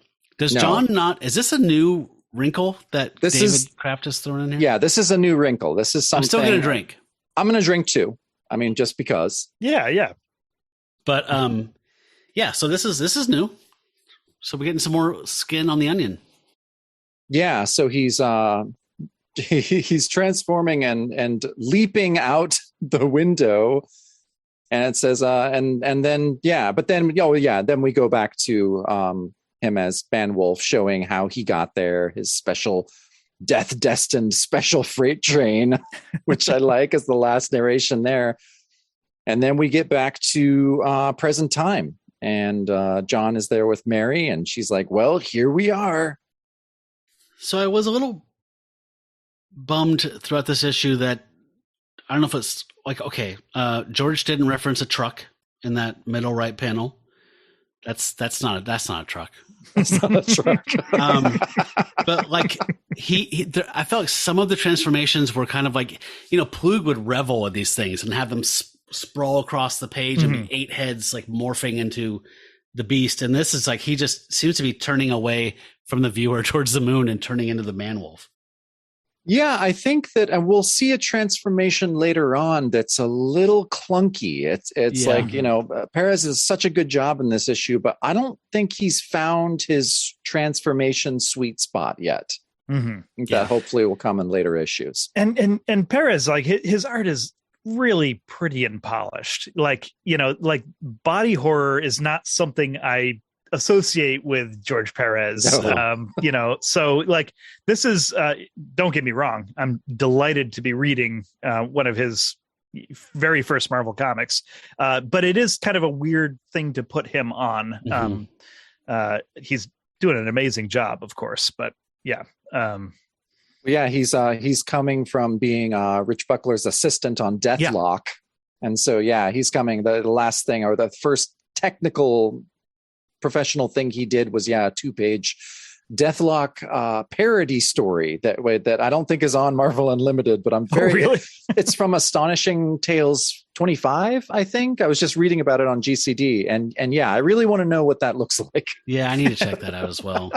It feels like Perez would be more suited to like Avengers fighting Squadron Sinister or whatever, like they're 8 clones, because we know them from Crisis, where it's like you just want them to be peopled with amazing, fantastic, cool characters. But fit 1 million characters into a panel. That's his deal. That's his thing. Okay, so we get a nice little page here where we kind of settle into our setting. Mary said, well, we're here, and then John's climbing out of the pink bug or van, and it says, wherever here is, it's great. Here is Lake Bont, Georgia, the site of our modest digs on the scenic shore of man-made Lake Rabun, the Beast Rabon, I don't know. The Beast and Rabon. Just the place for an AWOL to keep a low profile. And John looks really happy. There's a genuine smile on his face. Says, I love it. He's like Rusty Venture kind of right there, like young Rusty Venture. And Mary says, those are the first human words you've spoken since you woke up. And Joel says, you tell him, Mary. And then we get this huge panel where you see their house, and there's a motorcycle out front and a big, huge lake. This is clearly, I looked this place up. This is a real place. I think this is where Kraft lived as a kid or something. And they have to be looking at his clothes and thinking like, you know, you can just say you're a male stripper. We're pretty progressive. We're fine with that. We don't give a shit. Yeah. He's I figured that's why they picked him up. Yeah. I mean, like, come home with us. You're right. Yeah. I mean, when we get to the bottom of this page, there, they give him, different clothes to put on, but if there wasn't a comics code, they'd be taking that tunic off. Yeah, that's the whole idea here. Yeah, with their teeth. While Rabbit plays. So John's kind of looking out the beauty and he's saying, I'm sorry, my problems have been getting the best of me. This is the first time I felt human in a long while. Just being here makes me think maybe I didn't make the wrong decision after all. And Joel says, believe it, brother. This is the place to get your head straight. Come on over to the palatial wood frame and we'll see if we can't fix you up with some grub and a new set of threads for starters. And so they stalk over, and then John's like, hey, a motorcycle. I used to ride one once, so long ago, before my career became my life. I'd almost forgotten. And then Joel has an epiphany. Yep. Far out. You're welcome to try it out on the road, Johnny, but only after we tend to those other essentials, right, Mary? You know it. I don't know what that is, but I want to see it. Yeah, that's a signal right there. But it turns out it's just clothes. And I think we all thought, oh, let's get out of that weird space unitard and put you into something hippie-ish. But he just puts on Tonto's outfit from the Lone Ranger over his unitard. Yeah, he doesn't know how clothes work. So he's got weird leather tassels. So he looks like Dennis Hopper. That's what I thought. He just looks like Dennis Hopper. Yeah. That's exactly it. Yeah. So Mary says, how do you like him? And he's like, not exactly my style, and Joel says, ace, partner, ace. Take my word for it. And there's a joint that they took out of his hand because he's doing the okay sign, but that was definitely him smoking a joint he just lit with that candle right next to him. You're right. That was Ramita being like, boys, come on. It's a roll your own, John. Yeah. It is not. It is not. Yeah, and this is where we first see and again, just more evidence that this is David Kraft. That is his through and through. That's his motorcycle. He rode a Norton. I think it's a 650 or 750, but that's his motorcycle. So David Kraft, is giving his motorcycle to John Jameson. It's so awesome. Yeah, to a werewolf. I love the 70s. Is there anything more 70s than a werewolf riding a motorcycle? Nope. Oh my God. Yeah. I watched a movie for this show called Werewolves on Wheels or something like that about this satanic biker gang. It's actually mildly entertaining. It was fantastic. Yeah. So, oh man. So, okay. Definitely on this page, there is a Doug Menchian level of text. Mm-hmm. I'm just going to have to summarize. He gets I get the introspective pages here. Yeah, you do. And he's just saying, I haven't been alone for a while. I do like he said, I've heard about the steady song of country freedom, the whole trip. It's true. I guess it's just hard for a city person like me to believe there can be people like Joel and Mary in a place like this. And then he's talking about, I have Christine, I have real commitments. But then he just gets on that Norton and starts to feel the freedom. He says, at times riding a motorcycle can be a soul-freeing experience. So it is now for John Jameson. And then, so everything's going great. Born to Be Wild is playing in the background. Yep. And then he gets to a gas station and it just instantly becomes a tourist. He's like, hello there. This is some really beautiful country. A friend's been telling me Tallulah Gorge at sunset is something special to see. That's where they filmed Deliverance, isn't it? Kraft. I'm already digging his weird, just cramming his stuff in, right? And then I love the guy filling his bike. He's like, yeah. It's amazing. It's like you have such a verbose page, right? And it's like so purple and it's so overwritten. And then he gets to the guy pumping his gas who just shuts that shit down with one word, and it's like you can hear the brakes screeching. It's like, right. Oh, okay, this is not a voyage of self-discovery after all. Yeah. And it definitely works for the drama on this page. Yeah, right? yeah. It does, because that guy's like, yeah. And John's like, is something the matter? And he says, listen, boyo, those rocks are alive with rattlers. More than one tourist wished he hadn't gone down there. And it's like John's just like, oh. And the guy has a peg leg, and just that'll come in later. He says, a torn wife beater. And a torn wife beater. He's smoking. He says, y'all do be careful. Y'all do be careful. Y'all do be careful. Then he speeds away, and it says, it's hard to tell for sure, but John Jameson gets the distinct impression that he's just experienced a dose of Southern hostility. Love it. Oh man, bring the Easy Rider, bring the Deliverance, bring the In the Heat of the Night, bring it. Yeah, I know. Call me Mr. Tibbs. Yeah, I love everything about it, and that I dig that last panel too. That's all just in blue, and you see the guy that we're gonna see later on, just kind of eyeing John as he speeds away. Cool shit. I mean, that's totally like what we have here is a failure to communicate, like that panel, right? Like Yep. Yep. He's got all the anti-authority stuff going on right here. Love it.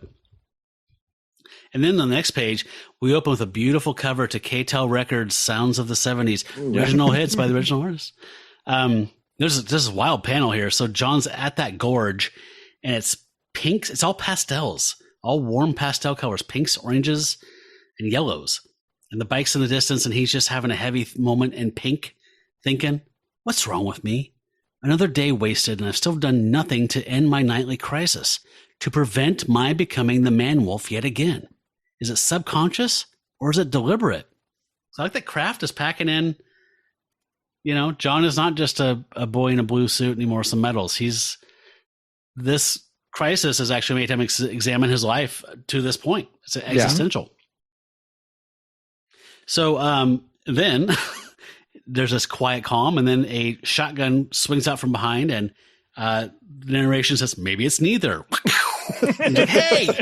But now is not the time to pursue that cryptic thought. Rather, it's time to be pursued.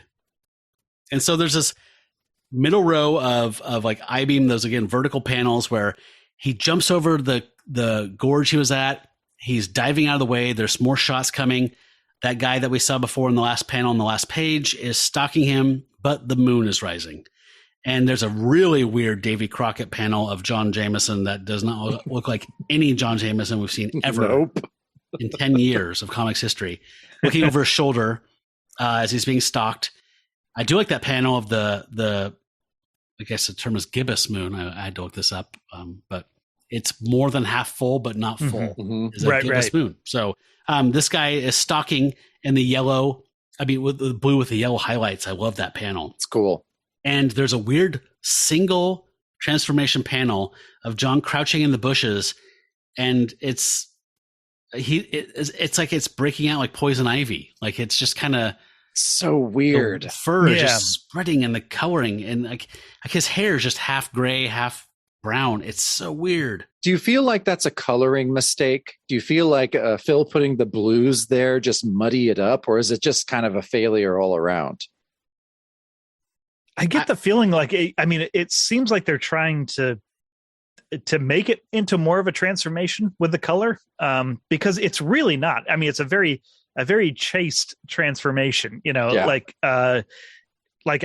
Almost as if like Perez is maybe a little squeamish about doing it. I mean, it's obvious what he's really interested in showing is the dynamism of the man-wolf. Like once he's transformed and he's leaping into action, like that's what he wants to get to.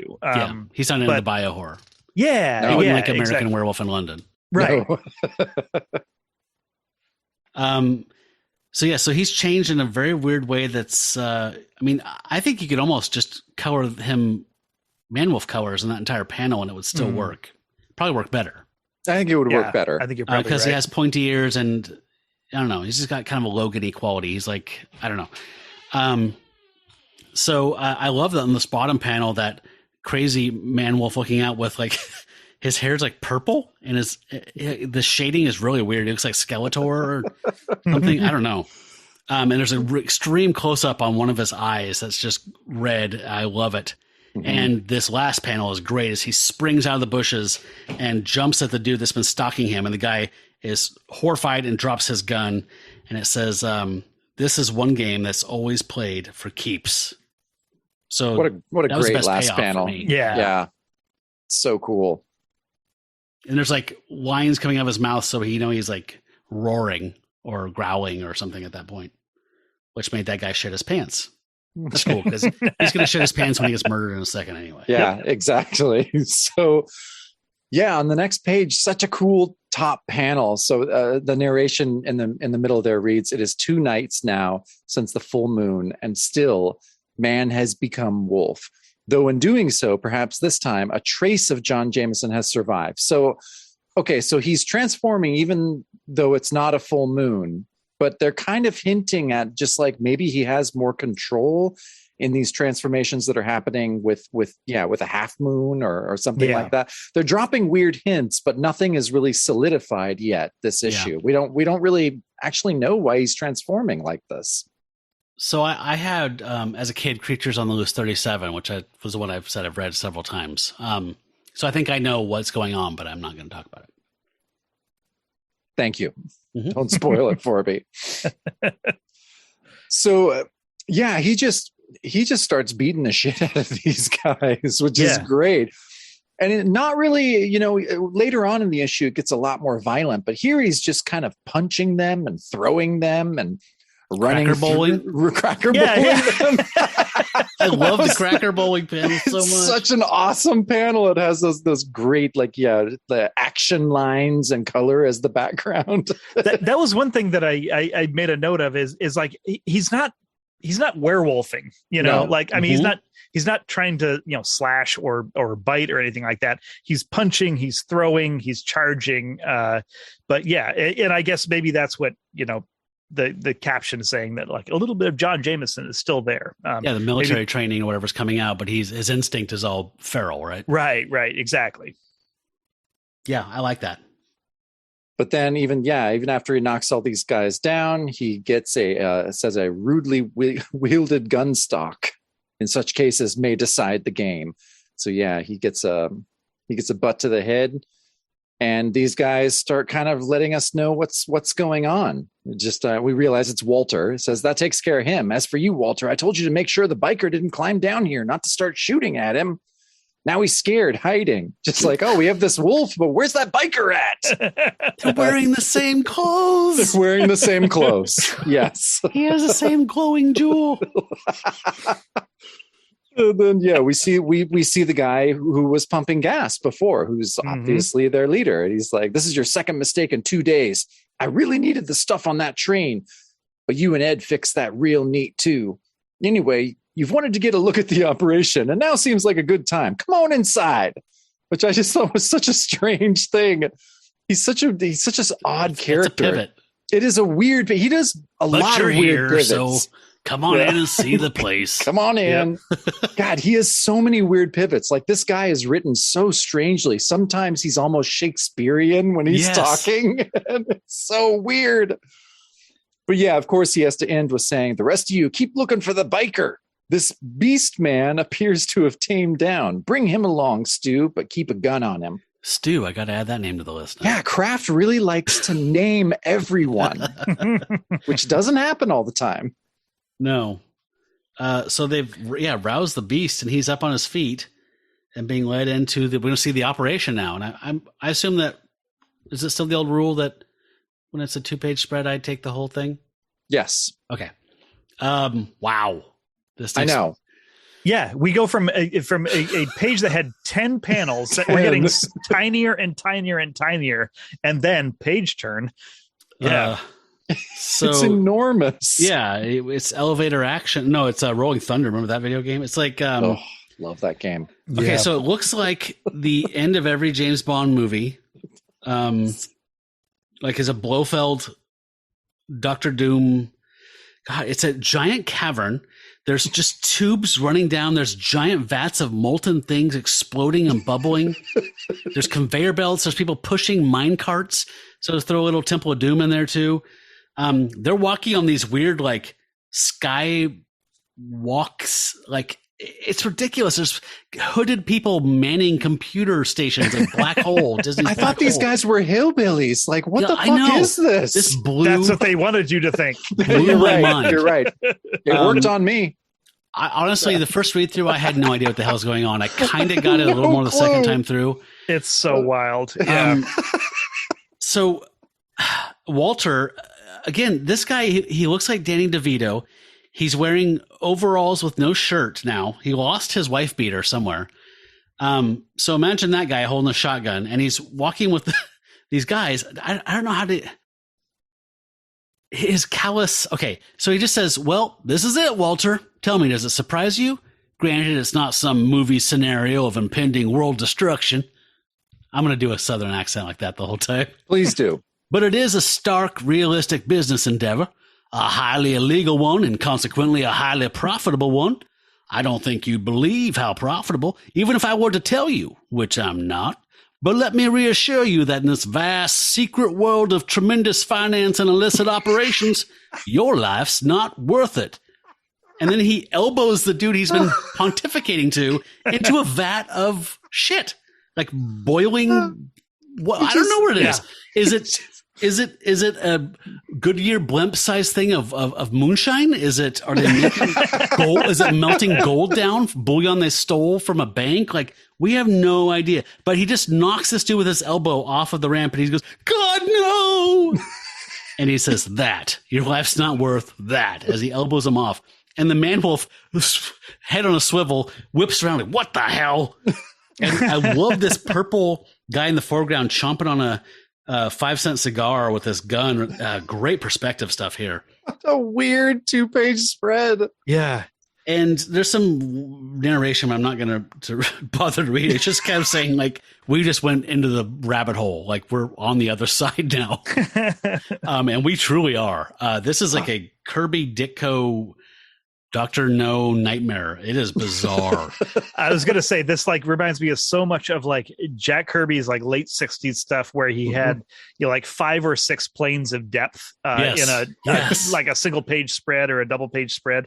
Yeah, it's there's so much packed in here. Yeah, you can tell that there was some considerable time spent on this. It's just the detail and the motion of the whole thing. Also, like, coming from, the walkway, which has no safety rails. Terrible OSHA. They're not OSHA violation. approved, Brian. No. But yeah, I mean, just like coming from the upper left all the way to the lower right, which leads right, like as you're reading the word balloons, you're then like coming to the action at that point in the dialogue. And then you see the man wolf whipping around. It's one image, but there is a sense of motion and time to it that is just incredibly sophisticated. The magic of comics. Yeah. Right. Yeah, The this medium is- being wielded with great effect here. Yeah. And George Perez, this is what, like his first year of doing comics? Like, It's like, oh, this is how you do it. This isn't so hard. Like just a minor detail, like between the vats, there's these blue giant blocks of, computers were huge back then. And these guys, like, everyone has like AIM like outfits on. They're all like, we just got chucked into this entire world. We went from Deliverance, Squeal Like a Pig City Boy, to world changing, like world Illuminati shit. Yeah. You're right. All of a sudden, like Man-Wolf is not nearly the weirdest thing in this story. No, and you can Feels tell boring. by the expression on his face, he's turning around just like, what the fuck is happening here? Oh, it's so funny. Yeah. And so on the next page, poor Walter, he just falls into the vat of molten liquid of some kind. And I like that, like, the man wolf sees this, and that's what kind of makes him go crazy. Like he's not fighting like John Jameson on this panel. He's killing people on this panel. Like, he kills a few people here. It says, but language. Yeah, go ahead. Oh, well, and you mean the narration in that second panel? I was like, plainly, this casual execution is a blatant lesson in the psychology of power and is not without expected effect. However, it also reaps unexpected effect as the volatile nature of the man-wolf again erupts. He just elbows the guy that's guarding him. And then whatever the overseer guy was like, guards, take him. Narration says, reasoning more lucidly than under a full moon, yet still on a near animal level, Man-Wolf tonight grasped at length the threat of multiple guns and succumbed to capture. And so in that third panel on the middle row, he just tears some guy's throat out, it looks like he's not punching or doing wrestling moves anymore. And he also, in that middle panel, I mean, he knocks a guy into a vat, like just what he saw someone do and made him upset. So I think he's fully in his animal mindset right now. He's just totally destroying everything around him. But then I love how, the guy has a gun. Man-Wolf sees that gun, and then he just takes off. Like, again, he's working on these weird animal instincts. And the narration says that, despite his hate of firearms, he now perceives the dark truth that this dismal, unnatural place is equally fatal. That thus his original fears take second place to a sudden need for freedom. And so, he just hauls ass out of there. I love that first panel of the bottom row. Yeah. Where that's his just like, oh shit, like I got to get out of here. Yep. And takes off after he just kills a bunch of guys. So this page is Man-Wolf at his most unhinged. Either he's murdering guys or just booking the fuck out of there because he's scared. It's weird, but it's great. I mean, he can't be controlled. He's unpredictable, and so I think that's what makes this page kind of exciting. I love that George is indicating like how labyrinthine and huge this place is. Like there's just door after door after door. Like, one of those is like a room for nursing mothers to express their breast milk. So it's like a privacy room. Like they got everything here. Yeah. And then he gets cold cocked by another rifle butt. Third time he's been knocked out or unconscious this issue. Yeah. Yep. He's going to need a baseline cognitive test to make sure he doesn't have the... Yeah, you're not going to be able to take the field again, son, until you... Nope. Yeah, that's a good sprawl in that last one, too. Like, he's ass over tea kettle. Mm-hmm. And the last thing before we move on to the next page, I couldn't help but love that first panel of the middle row where the peg-legged, overalled, shirtless, verbose guy is screaming, guards, take him. Guards! Like, nothing means anything anymore. No. I'm still just, I've never been so confused as I am with this guy. Like, I don't know who he is. I don't know what he is. He's the leader, but I don't know. Just blew my mind apart. So he starts talking to the guys that the Man-Wolf hasn't killed yet and saying, nice work. At least you had sense enough not to get trigger happy. I don't want any corpses found down here full of lead. They've got to look like accidents. And that includes this here, this thing here, savvy? And then one of the guys goes, you ain't just whistling Dixie. And then we zoom on this Graham Angle, like hideous witch man face. Like, don't act smart with me or you'll end up as one of the corpses like Walter. Okay, first of all, he have a supervillain lair inside of a mountain? And you're worried about bodies? You're worried about bullets being left in bodies. Make it look like an accident? Yeah. Dude, you have a light beam walkway going over vats of lava. The last thing you need to be worried about is like, make it look like an accident. Yeah. With some olive oil on the walkway. You can dissolve corpses. It's fine. Yeah. Don't worry about it. Yeah, I think that heat would take care of those in about 2 minutes. This next panel here is this long, broad, horizontal one I kind of like. With blue background, and there's just shadow and green as they're carrying the Man-Wolf like strung up like a hog on a stake.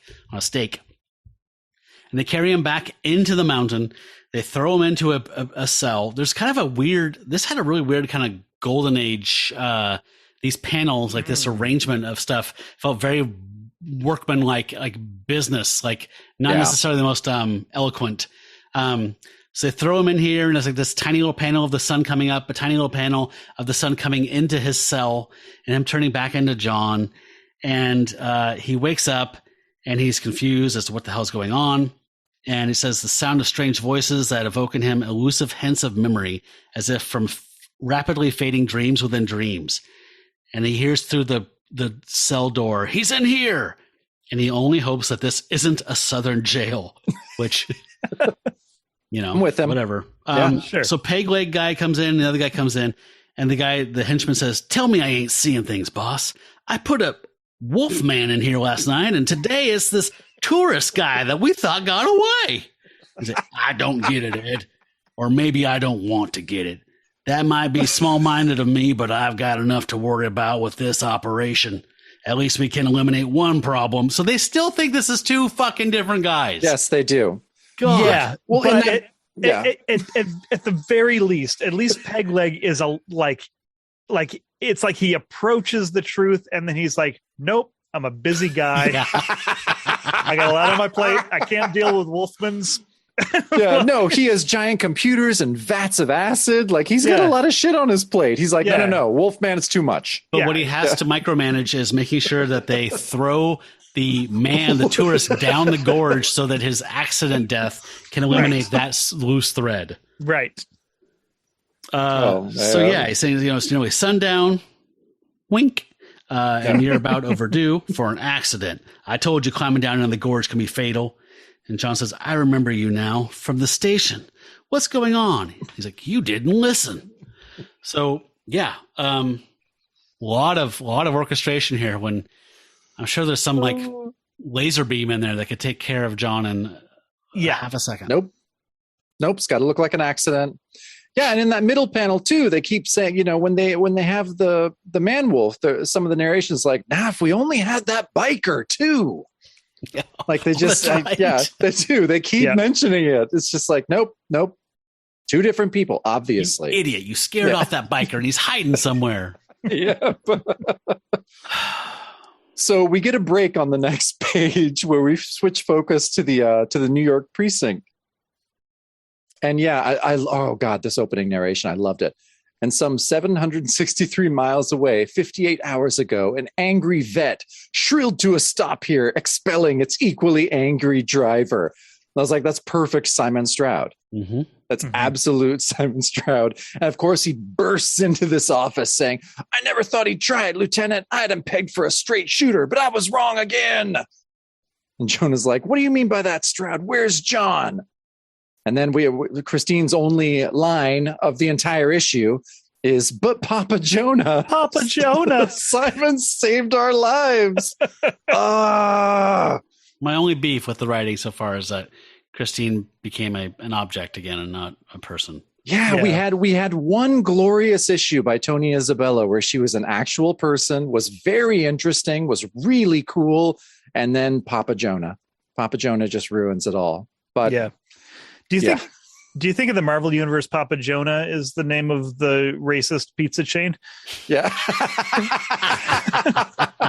I want that to be 616 accurate. Let's just say that's canon from now on. Excellent.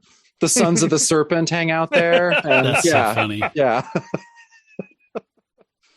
So Simon's yelling at him. Jonah's like, "If he thinks that'll stop me from nailing his tail to the ground, he's crazy. You hear me, Stroud? Where's John?" And Simon's like, "Okay, Jameson, I want to hear you shoot your big mouth off when I tell you it's your famous astronaut son panicked and flew the coop, blowing any chance he had to beat his AWOL rap." And I like Jonah, that middle panel. I think it could be a little better. I don't know. His face is a little wonky, but I always like Jonah when he's taken by surprise. He's like, "John?" In the next panel, he just kind of breaks down. It's like, "Oh God, no, when he really needed me. These past few weeks, I left my son to the mercy of the Moonstone." And then Christine only has one line. She says, "Please, Papa Jonah, it'll be okay. It will." He's like, "What next, Christine? What next?" "I don't know. I just wear pink pants." Yeah, she just wears pink pants. That's her deal. But then we meet two new guys for some weird reason in this next panel. Where these two guys say, "Next, Mr. Jameson, we put an APB out on your son. I'm Mel Katz, and this is Sandy Den. We came up from the Cape to find him." So these are NASA guys. Yeah. And and the other guy's like, "He's important to NASA, so why not tell us what you meant by a reference to a moonstone?" You think JJJ would keep his sources, more secret than? Yeah, you'd think you'd buttering know with a moonstone. little better. The son said, "Yeah, Dad, I stole this thing. My buddy helped me lift the special rock from the moon."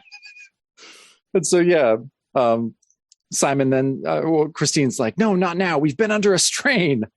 Simon says, "She's right. They almost became victims of some kind of man wolf, and they ain't had any sleep all night." So the cop says, "As for you, Strad, I want a complete report. I'm not exactly pleased by the fact that you let both Jameson and the man wolf get away." And this is when I started hitting my head on the desk. I know. This is where you're like, "Ugh." And Strad's like, "Neither am I." Because they're two different people. Yeah. Did you get the sense on this page that either someone else inked it or this was sort of like hey, this is due tomorrow kind of? It's weird. It's almost looked like that middle panel of Jonah almost looked like it's fucking Coletta inking it. Like it's just weird. Mm-hmm. Mm-hmm. Yeah, you're right. I mean, I think there has to be those instances, maybe even on some of the top tier titles where people come in and do weird little ghost stuff that like a Manny Hands kind of thing. We just don't know about. Almost like, what they did with Daredevil issue 1, or something where there's like 10 people that worked on it. Yep. Okay, so here's the thrilling conclusion. We're at the cliff's edge. John is standing there about to be eliminated via accident. And he's just asked his tormentor, he says, "Why are you doing this?" And the cracker guy is not having any of it. He's like, "Nice try, but I've seen those movies too where the hero stalls for time by questioning the vainly eloquent villain. Unfortunately, while the situation may be similar, don't mistake this somewhat less dramatic reality for cinema. You're not James Bond, nor am I Goldfinger, and there's certainly no cavalry on the way, if you'll pardon my mixed metaphors." And there's a rifle butt right up behind John's head, so they're about to crack his skull and send him over the edge. And the narration just says, "Is that so?" And then we hear off panel, "Drop the guns or get blown apart." And the guys all drop their guns and look up. And John takes advantage of the situation. He punches the guy closest to him out and starts running. And Peg Leg guy has a really exciting panel for no real reason. Jameson wastes no time debating his former captor's spurious lecture about cinema. What? And John bolts towards the woods where he heard the voice. Sure enough, it is Joel. And he says, "Hey, man, kick it in the tail. I was driving about having a gun." And John says, "You've got guts. I'll say that for you," as there's like pa-pew, pa-pew, pa-pew, bullets ricocheting around them. And this last panel is really sweet, where they're climbing up a 45-degree angle of a hill, and it's all black silhouette of the mountain and the two figures with a fuchsia red background. Mm-hmm. And the text is actually tucked neatly into the mountain. And it says, "There is neither time nor breath for words. Then it's a long, steep climb out of Tallulah Gorge, usually demanding several stops for rest. But fear-charged with adrenaline, the human system becomes quite capable of enduring extreme stress. They do not stop." It's a weirdly cool last panel, right? Yeah, it's very weirdly, cool. Like, very cool. And we mentioned Easy Rider, so let's just get it out of the way. Yeah. I know, it's such a bummer. So, all right. Yeah. So they take off. They finally reach to the top where the motorcycle and the van is. Joel says, "Okay, we've got it made. Ain't no way that fat dude with a peg leg can climb after us in this light." John's like, "How'd you find me?" He says, "When you didn't come back last night, I got kind of worried. I didn't figure you for a guy who would liberate my bike, so I spent all today looking for you. And I finally remembered laying a rap on you about the gorge. Then when I saw the Norton here, my first guess was you'd gotten hurt and couldn't get back up from below. But after that little trip we just came through, all I can say is you're freaking lucky I dropped in. Now straddle this baby and get on out of here."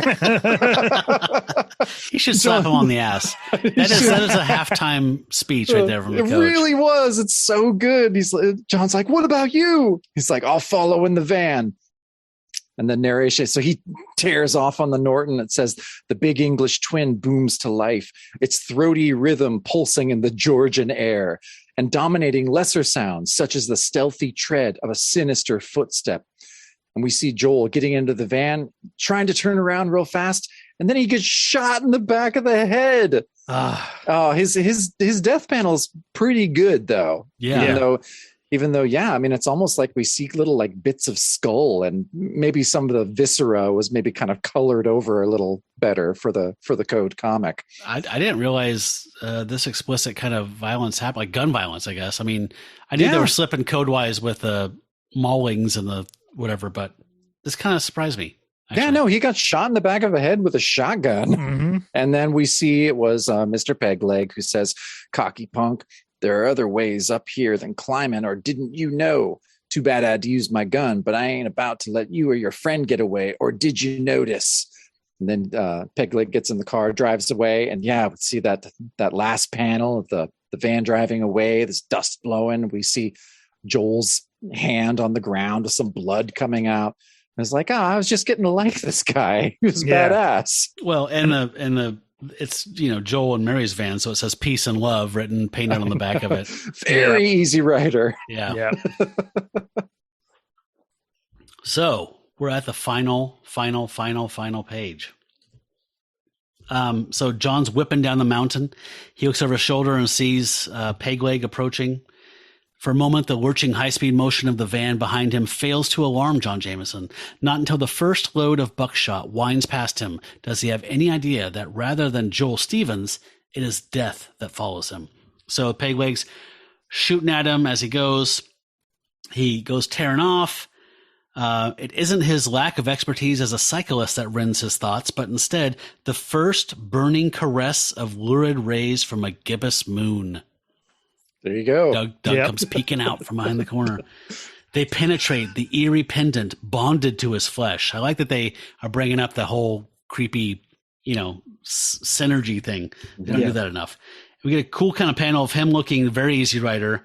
Over like to his side. And it says to twist and tear at him macabrely from within. That is not a word, is it? I don't think that is a word. That's definitely not. And to transform him. And there's a crazy panel where John is looking up. He looks like Rick Grimes from The Walking Dead, but he has a Lincoln beard and his hair is all white. And his neck pendant is glowing. Yep. And he looks very foreboding. And we see the moon as he's riding a motorcycle. In despair, he feels his rational identity shifting. And if his skill on a motorcycle was minimal, then the man-wolf's is non-existent.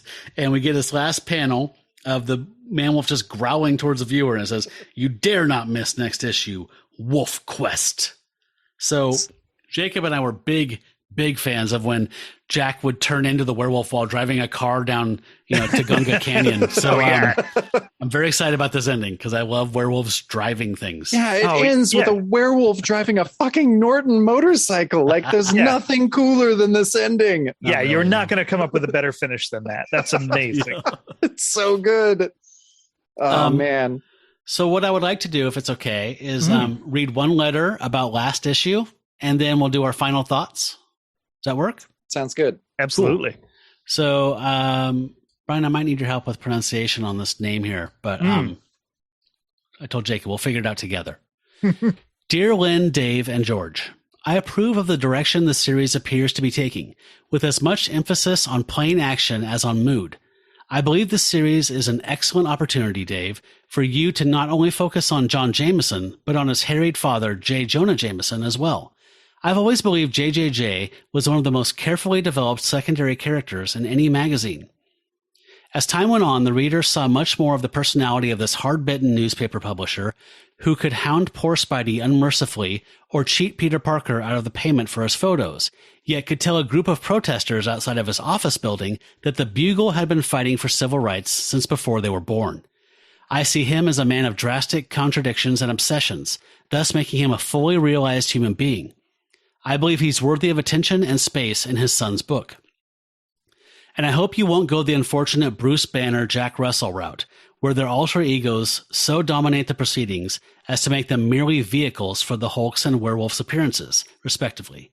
John Jameson deserves character development, and I consider him as important a portion of this magazine as his Moonlight counterpart, so don't neglect him, please.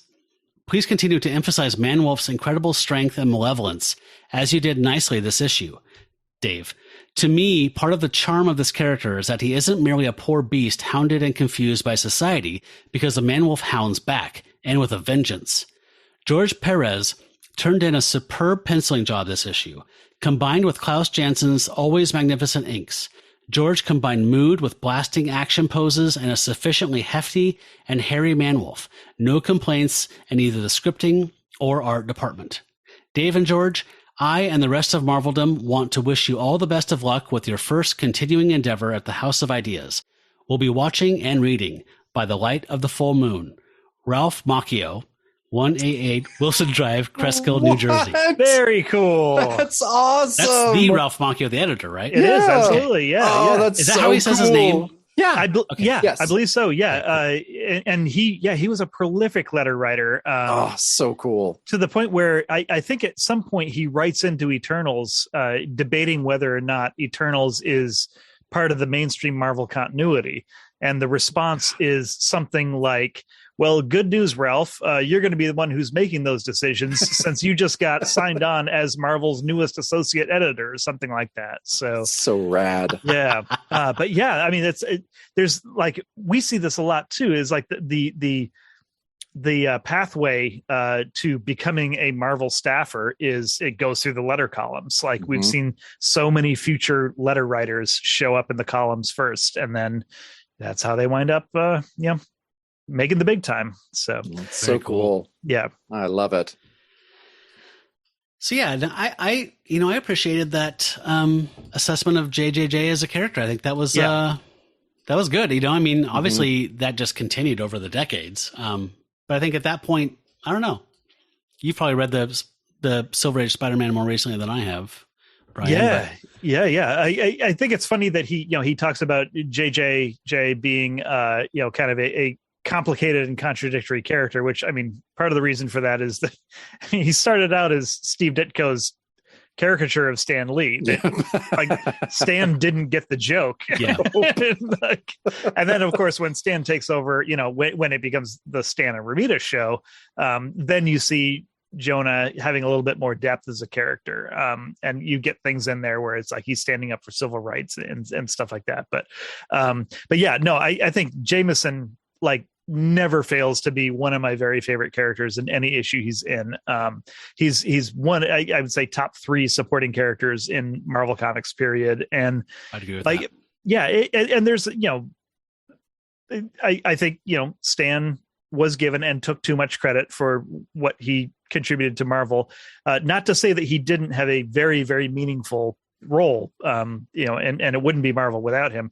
But I do think that characters like Jonah Jameson, Volstagg is another one where you see these are characters, and honestly, Spider-Man's banter is another thing that that is Stan, there's a handful of characters that he absolutely owned and he nailed them, and they wind up they steal every scene that they're in. And Jonah, just because he's not a good guy, but he's not the worst guy. So those are always really compelling characters, especially when you're talking about, Silver and early Bronze Age Marvel, where there's not a ton of complexity or, no. Yeah, the characters they tend to be very clearly one or the other. And so the very small handful of characters that walk in between those poles is they're really compelling. Yeah, what a cool letter. Yeah. So yeah, let's do just kind of final thoughts to wrap this up. Brian, you're our guest. Why don't you go first? What's your takeaway from this issue? I mean, I'm still just stunned that this is only Perez's second issue. I mean, someone who just instantly, intuitively understood the form so perfectly. And obviously there's things that he refined and got better at, over the course of his career, but to start out at such a high level and then to continue to improve is just amazing. I don't think I had read a lot of David Anthony Kraft's comics writing. I was a big fan of his Comics Interview magazine that he published for years and years and years. But it was a real treat to read, that it's hey, he actually had he knew comics, he understood how this should work. I was blown away by how much story was packed into this, and also how it didn't feel overstuffed.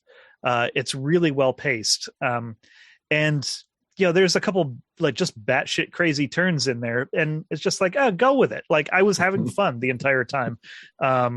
So yeah, it's such a delight to read it. It gets me excited for all the stuff that we have coming up ahead of us on Marvel by the Month for the Monster Comics. Just thank you so much for bringing me on to talk about it. No, thank you for joining us. It was so great. Jacob, what's your takeaway here?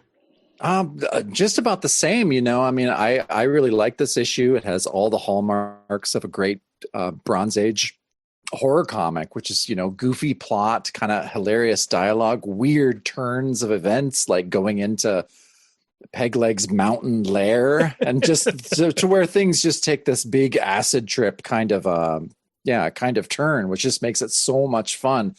But you also get characters that you kind of care about, like Joel and Mary, and it was a really good balance of silly and serious, and it ended with a werewolf riding a motorcycle. That's really all you have to say.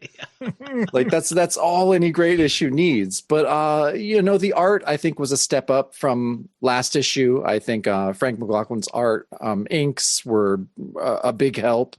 I think he figured, I don't know, him and George really locked in, I think, on a lot of that. There's a few spotty panels here and there, but I think it's an improvement on last issue. And Phil Rachelson's colors were pretty fucking awesome through the whole issue. Not to be ignored.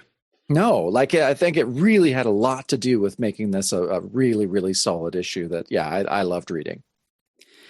Yeah, this had, I agree with you both. It had kind of a caterwauling kind of element to it. Like, you don't remember like the Baron Thunder episodes or issues of the Werewolf by Night, where it's just kind of like, who knows what's going to happen? Like, an old crone is going to turn into a hot young Gwen Stacy clone, and you know what I mean? Just people pull masks off out of nowhere. Like, it just felt like they were just doing refrigerator magnet bingo, like writing pretty stuff. Much. But this has some of that in there with those big beats and the big strange, like, what the fuck moments. But I loved David Kraft packing some of his life and his interests into this.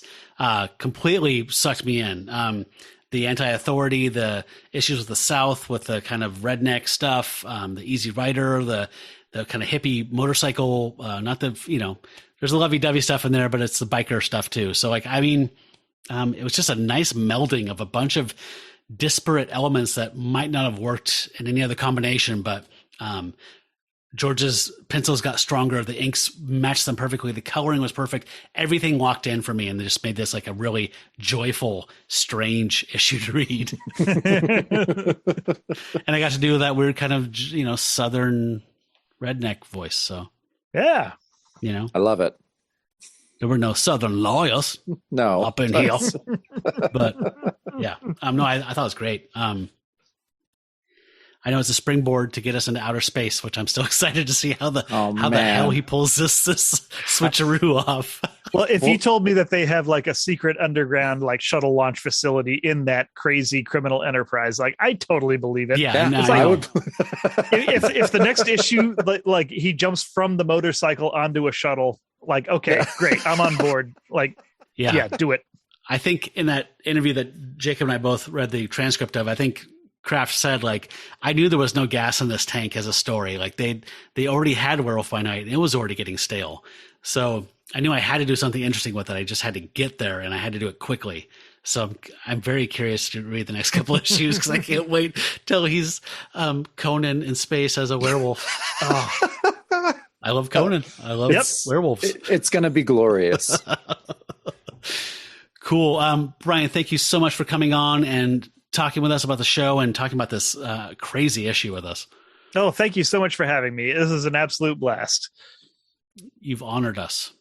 Yeah, for sure. I'm such a fan of you guys, and I can't wait for this new season. I've been waiting for you guys to get into the 70s, and now you're so close. You're so close to the horror stuff that I can't wait. And anybody that listens to us, please check out Marvel by the Month. It's one of my favorite comic podcasts, one of my favorite podcasts of all time. It's just so well done, such good guests. And yeah, I just love it, and I know you will too. So check it out. Well, thank you so much for saying that. I really love what you guys do.